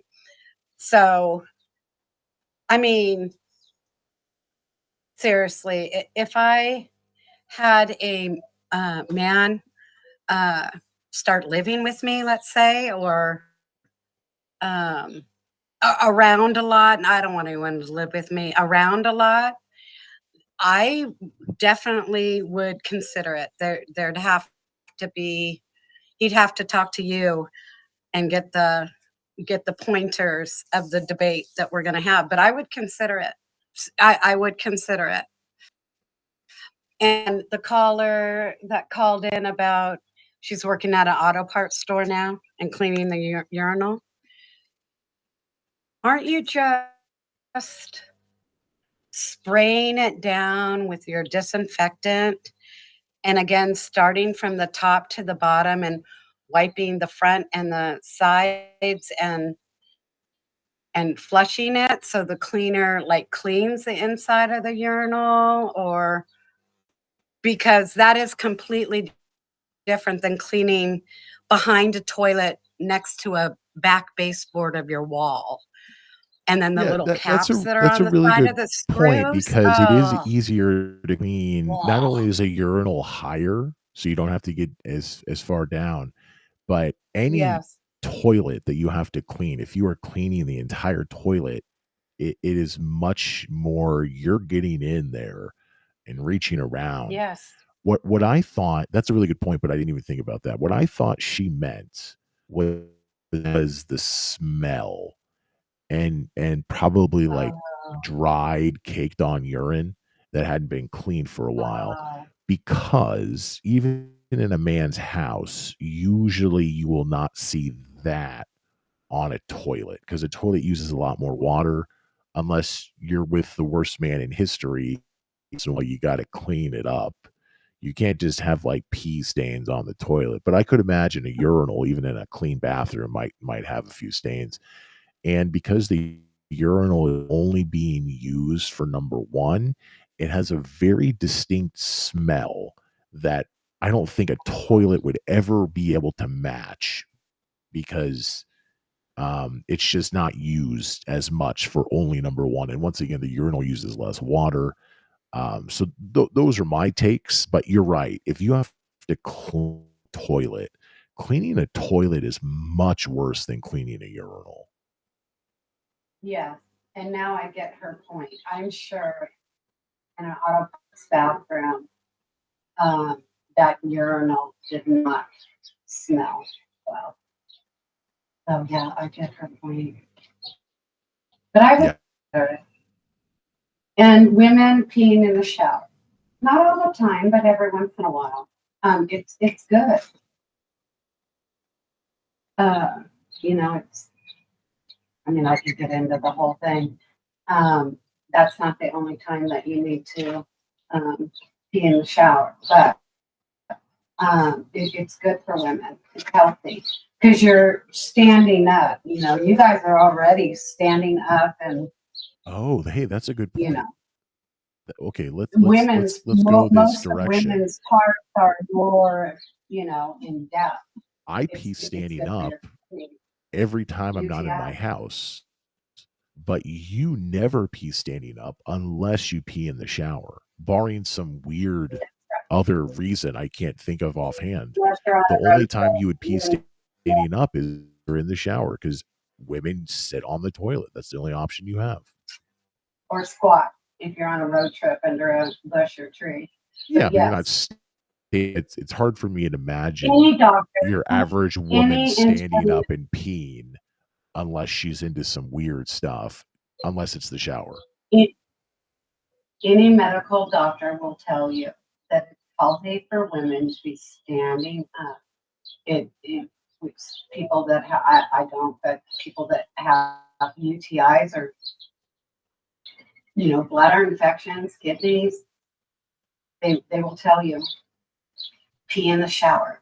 So it's everything's elongated instead of squished up constantly. I mean, all day, every day. Stand Well, up so and I pee. was getting ready to believe you here, but I looked up Chat GPT. Oh my There's nothing goodness. wrong with standing up and peeing as a woman.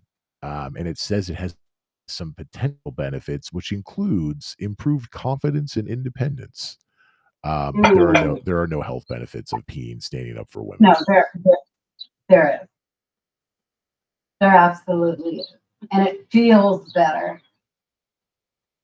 I will Especially agree if with you you. It have may any feel type better of because it feels infection. better for me to stand peeing. That's why I like the urinal. Oh yeah, it feels much better. And if you have any type of infection and you're on antibiotic, sometimes you can get like a stinging, and you can be kind of red, but even if you're not red, when you pee, it kind of stings. Oh, that'll clear it. Stand up, pee in the shower, and it'll 2 days of that, and you'll feel just fine. Medical tips from Patrice, everybody. Patrice That's MD. right. Patrice MD. Yeah. Yeah.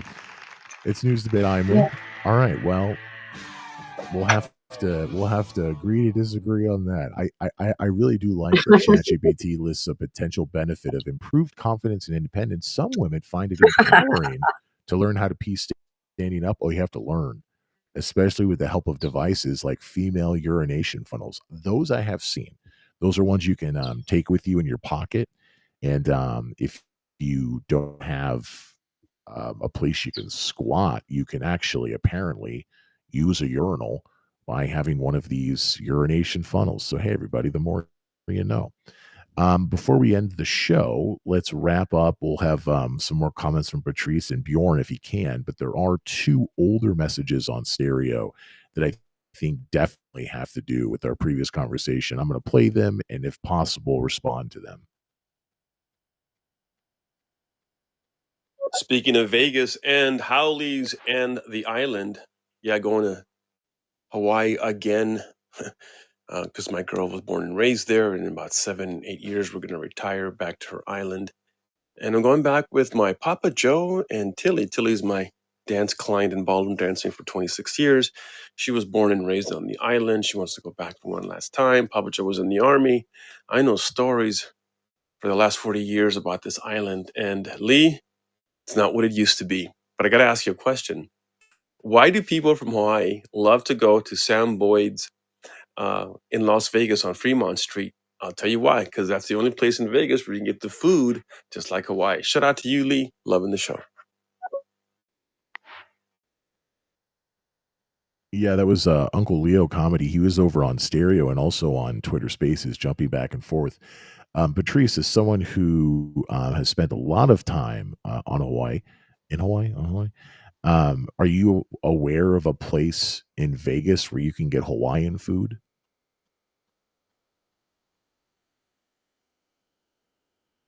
Yes. Do you know the number one, I would say, destination? I mean, vacation wise, not just going to see your family, because a lot of people go to New Zealand, and is Vegas. Hawaii locals love to gamble. And you want to talk money, they bring it all. Can you not gamble They in just Hawaii? love it. I don't know. I don't think so. Unless You've never been to a casino in Hawaii? No. Okay. Mm-mm. I haven't. It's in New Zealand. I didn't think about that, but since you guys are out in the middle of nowhere in the Pacific, flying to New Zealand for you is a lot closer. Yes. It's still far, but yeah, Keilani has family in New Zealand. I had no idea. I had absolutely no idea until she took off with our aunt and her family and said, we're going to New Zealand. I had no idea. Wow. So they have like heritage back there. Yeah. That must have been a flight purchased at the airport. Can you imagine going to the airport and buying a ticket? I think that was more a thing in the past. Yeah.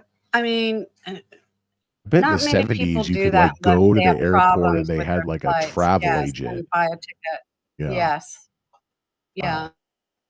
No. Okay, so New Zealand's a thing. Vegas is a thing. And Hawaiians love to gamble. And there's a place, Uncle Leo comedy, that they sell Hawaiian food. He left another message. It may also have to do with Hawaii. Let's hear one more from Uncle Leo. I've been to Hawaii so many times with my wife that she complains that I complain too much about not having a good time there. Hawaii is not worth it. You can go to Southern California and have way more options of nightlife and close to Vegas because there's nothing to do in Hawaii at nighttime. There's no poker clubs. I did do salsa dancing there though, but it's not what it used to be because you can have that same fantastic treatment in resorts and the water and better, in my opinion, in Southern California. I think that's why she doesn't take me anymore. Wow, fighting words. So this is what I was kind of getting to, and maybe this is where we can end the show and wrap up. Was that I was trying to think like if you go to the Virgin Islands or the I don't know, like Jamaica, of Cuba. I'm sure there's a bunch of tropical islands out there that I can't just name. And then you have different places you could probably go in the Pacific that I also cannot name. But of course, you could also just go to LA, Vegas, Miami, um, Austin, Texas, that Patrice is in right now, or New York when the weather is good, right?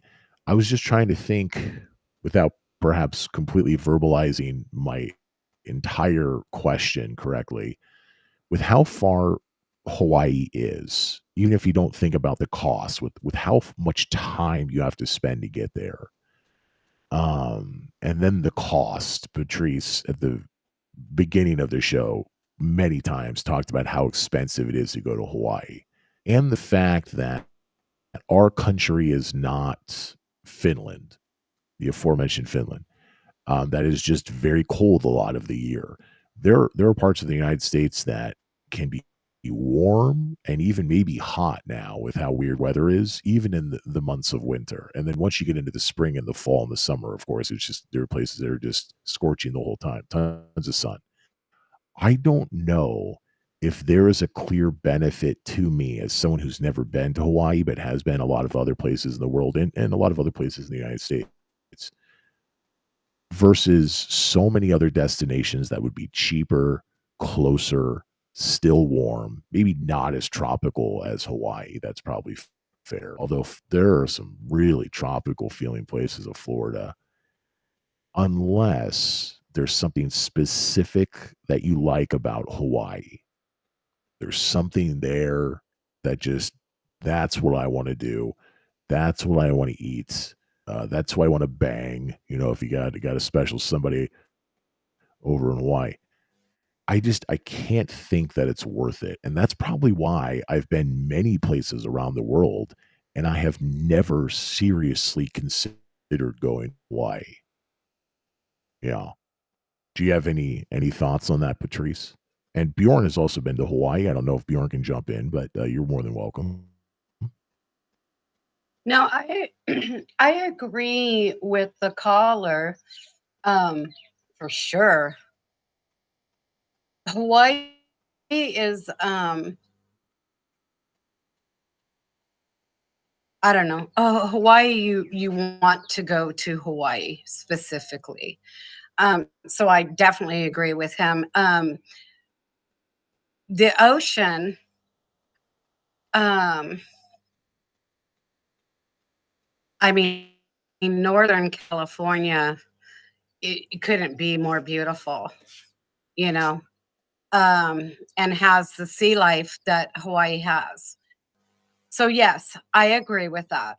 Long story short, if you're not going to go for a specific reason, and it's not just Hawaii, like if you want to go to Molokai or, um, you know, Lanai or whatever, and you want to go, you want to experience I the don't know scuba what you're diving and the talking about. snorkeling. Are these islands that are near Hawaii that Smaller are not islands, part of yeah. Hawaii?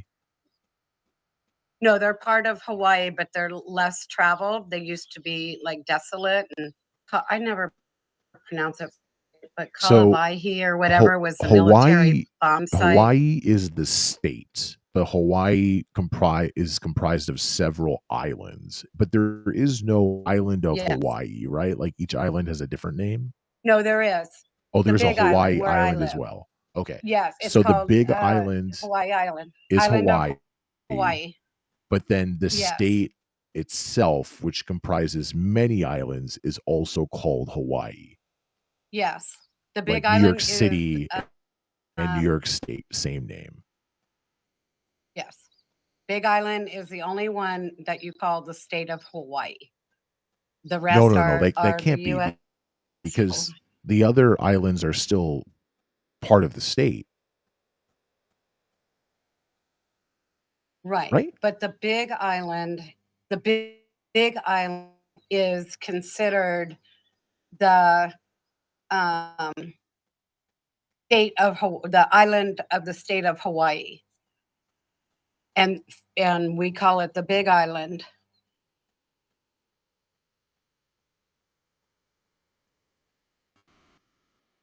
So according to ChatGPT, we might just be confusing each other with our speech, but I think I was understanding you and it didn't make sense to me.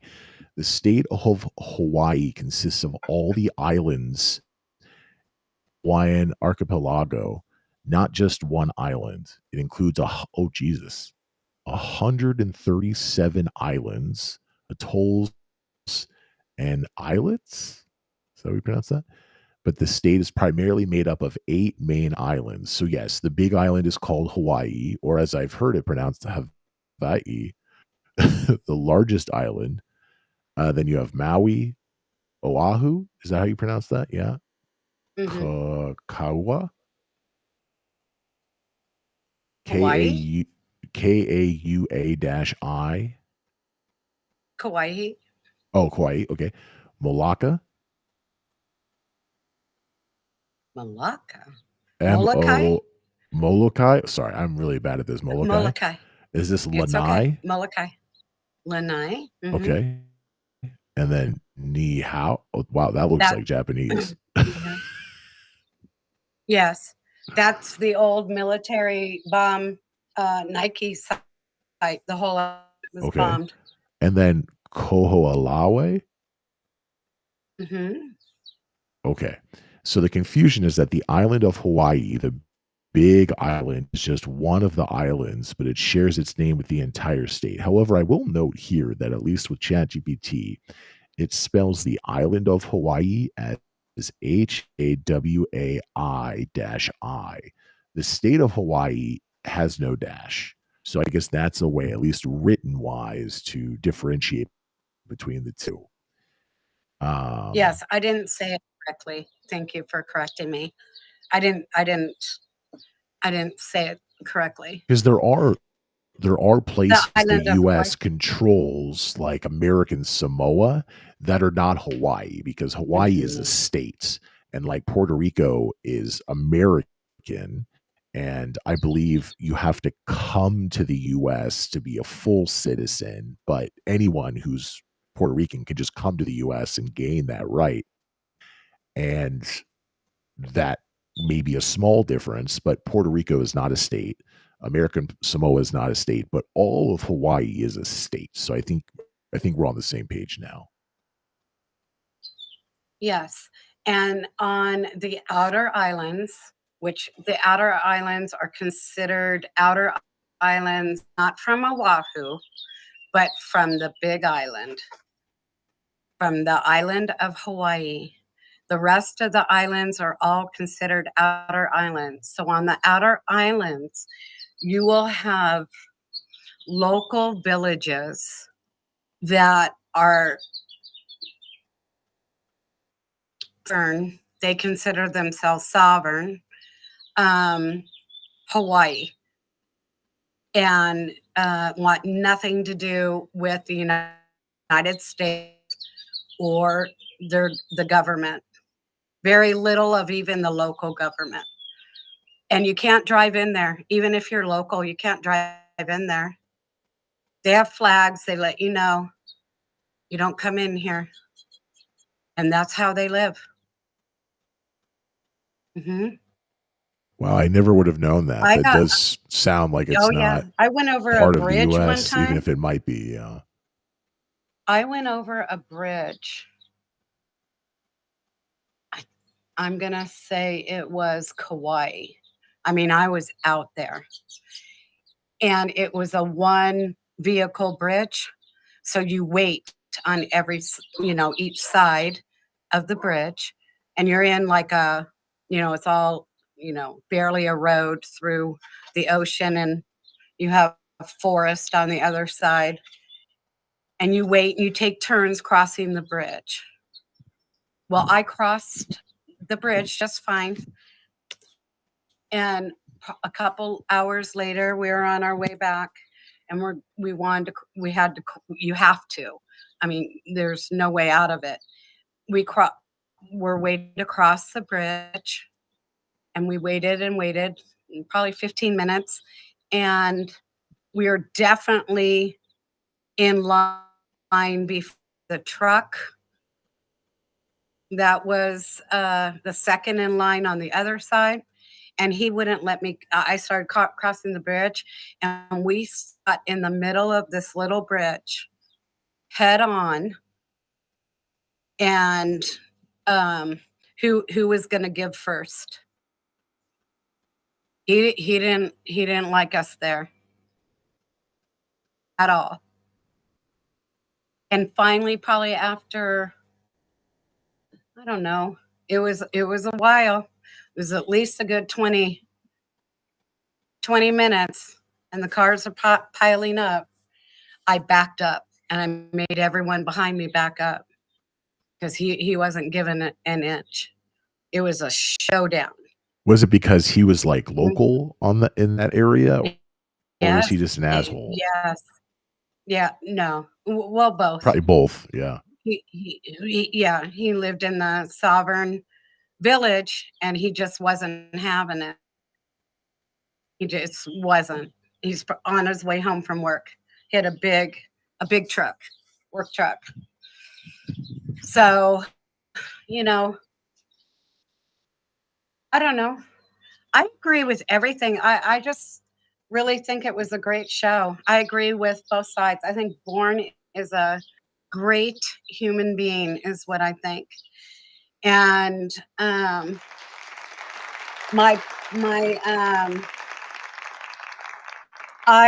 with you on the kind of politics part of it. I'm still hanging tough. So, I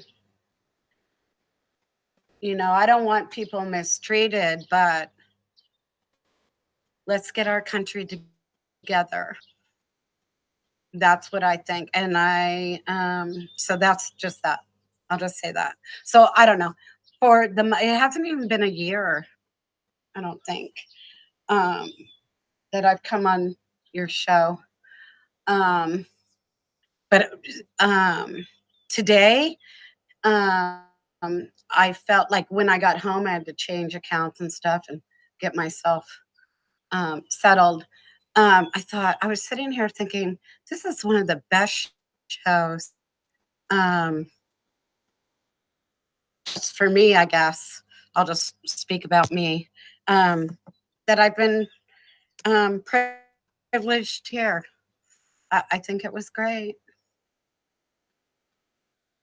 Well, thank you, Patrice. I really do appreciate everything that. Went great. Yeah, And I think kind words everybody for was. Bjorn. I think those are definitely deserved as well. And your callers, the callers were all coherent. The Uncle Leo They messages that were pushing back on the greatness of Hawaii. I was like, oh, how are you going to take those? But no, you understood exactly what he was saying. So that was really interesting.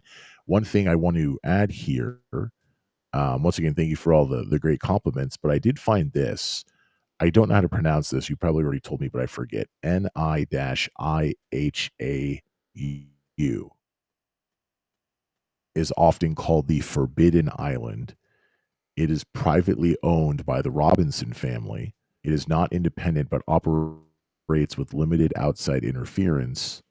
Only Native Hawaiians and invited guests live there, and access is highly restricted. So that it's like if you own an island off the coast of like North Carolina, well, it's still the US. Like you could own an acreage, and you could say, get off my land. But it's not technically independent in the most independent way you can imagine. And of course, they have Hawaiian sovereignty movements who want self-determination or even independence from the US because the Kingdom of Hawaii was overthrown in 1893. It was annexed by the US in 1898. Some people argue that was illegal and therefore they should be given sovereignty, similar to, Native Americans on the lower 48, or I guess you'd say also maybe up in Alaska. And some Hawaiians are pushing for federal recognition similar to Native American tribes. So I'm guessing that means that there's no area of the 130 some islands that are part of the state of Hawaii that are tribal lands.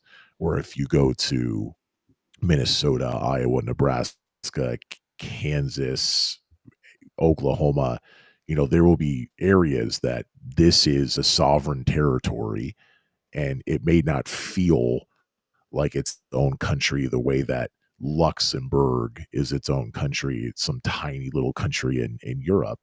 Technically, I guess it is. And it's that if you commit a crime on tribal lands, I believe you'll be tried by tribal courts. So it's about as independent as you can imagine for the United States, where we don't really consider the U.S. has a bunch of tiny countries inside of it. But for whatever it's worth, whatever we want to describe that as, they don't have that in Hawaii, apparently. And so people have been pushing for that. Okay, let's reset for the final time. It's News Debate. I am Lee.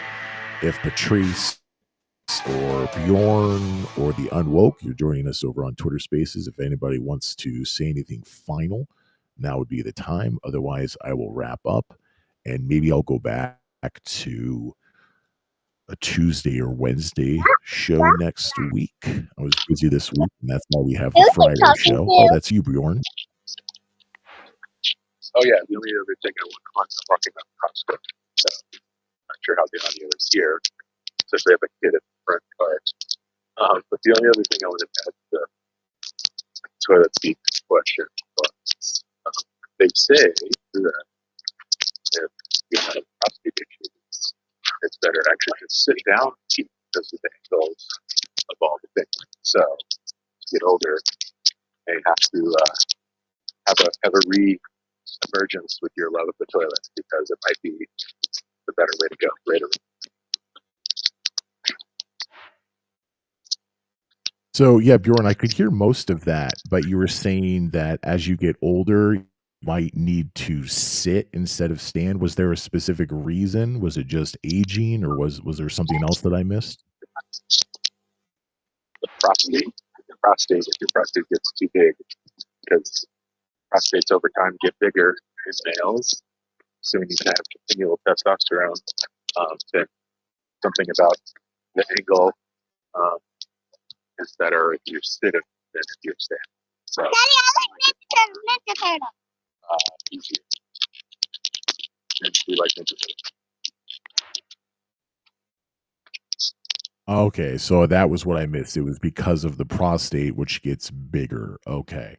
And we all like Ninja Turtles. Yeah, I can agree with that as well. Also, I just want to take a moment to appreciate what we just all experienced. Bjorn is clearly with one or more of his young children, and they're like, Daddy, I like Ninja Turtles. I want to play or whatever. And he's like, okay, just give me a few moments. I got to go talk about a prostate on a social audio program. So let's just all recognize the greatness that just occurred over on Stereo with Bjorn. And yes, I agree with Patrice's compliment earlier. It's always great to have everybody on the show, every single person. But boy, is it a treat when Bjorn can throw in, just in general, because we get so few moments with Bjorn as of late. But specifically when there's so much going on with the medical world, which he's a part of, the aid world. He met his wife in Haiti while doing aid there. They both were. Both were. So it was really cool to hear all about that. Also, unlike me, Bjorn has been to Hawaii. So really kicked it into gear with all of those. Appreciate you, Bjorn. Patrice, anything else you want to throw out?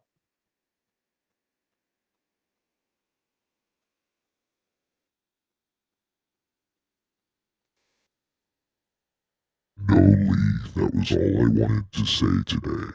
Awesome, Patrice. Well, I'm sorry. I'm here. Oh, there you are. Yeah. No, I am here. My laptop is not doing what I want it to do at the moment. No, I don't know. I like information, and I got a lot of good, great information today. So I appreciate everybody. Yes, cheers all around. And If I'm going to get a urinal in my house or buy a house that has a urinal, like Shannon sent me a Zillow link, I need to do it soon because as Lee ages to old Lee, get off my lawn, Lee, Mhm. I will have to sit when I go number one, as we learned, because the prostate continues to grow. Apparently, it's like your nose. So I need to use that When urinal you at home sit very though, quickly. yes. Yeah, so you get the value out of it, right? Because you're gonna have to call a plumber too. Don't forget that's gonna be more cost depending on your house setup. You know, if they can go directly into line or not, depending on how your plumbing is set up. Since I'm a builder, I can probably get you a deal on plumbing, but that's going to cost you way more than the urinal. And then you have the install. I mean, the plumber will do his thing. You got to buy your urinal. And I mean, if you're going to do this, I would try and buy, you know, a really nice one. Save your money. You say you save your money and you buy big purchases. So buy a nice one that's going to last. And then you got to find a sub to do the install unless you're handy. Are you a handyman? I'm Because not if you're not, handy, but you're if going to I be. know what I'm doing, I can be handy. But if you just say something's broken, go fix it, I would probably have to learn how to do that. So these are all really, really good questions. However, I've just had a moment of clarity. I could get the urinal now, and then at whatever point my prostate becomes so large I have to sit. Wow, that's a weird thought. This is what I want to do. So people would be really surprised to go in my bathroom and see a urinal, men and women alike. But just imagine once I hit a certain age, I fill the urinal in with dirt and plant some flowers. Now, clearly, we have Mm, to make sure that it gets light. But wouldn't no. it's like a perfect planter. You just throw some dirt in there and then like throw in some. Oh, and I could also like it could be greens for like a salad. I could have like some cilantro or something growing in my urinal in my bathroom when I'm 65. Oh yes, there will have to be some more thought If, processes to this. if you film a video of whatever that ridiculous unreality plan is that you just spoke about, it would probably go viral. Millions would watch you do this, and you could make a few bucks because that is the most ridiculous thing I've heard of in my life. Yeah, the planter urinal. I'm gonna see if I can get ChatGPT or Grok to make me Aren't a you going to picture of keep this. your? Aren't you going to keep your? Of course, you can't go Or number are you 2 going in to a tip the urinal. toilet up? No, I was going to say, okay. Then why are you going to cover it up? No, because this is Bjorn said that eventually I will have to go I number know, or but use the toilet again. So, I know, but your urinal can still be there. You're not going to fill it in with dirt but and but plant but plants. every time I walk by, I will be tormented and teased by the That's your urinal that I problem. cannot use. But if I cover it up in That's your flowers problem. and it looks so nice that I don't even recognize it as a urinal anymore, I think I could live with it. Yeah, this is it. Because of Grok, I'm going to save this and post this over on Twitter. I'll do it after the show. But this is the urinal flowers. Urinal flowers sounds like great and probably from the 90s. Yeah, that's They used to tour with Nirvana, Urinal Flowers. copyright. Okay, big thanks to Patrice and Bjorn and everybody else. And I'm going to send Uncle Leo Comedy a message over on stereo to thank him for his Hawaii centric messages because he wasn't here when we Yes. played them. But I want to let him know that you appreciated those as well as I. So I'll probably do a show maybe next Tuesday or Wednesday. I'll post about that on Twitter and on Discord. Big thanks, everybody. Have a good rest of your weekend.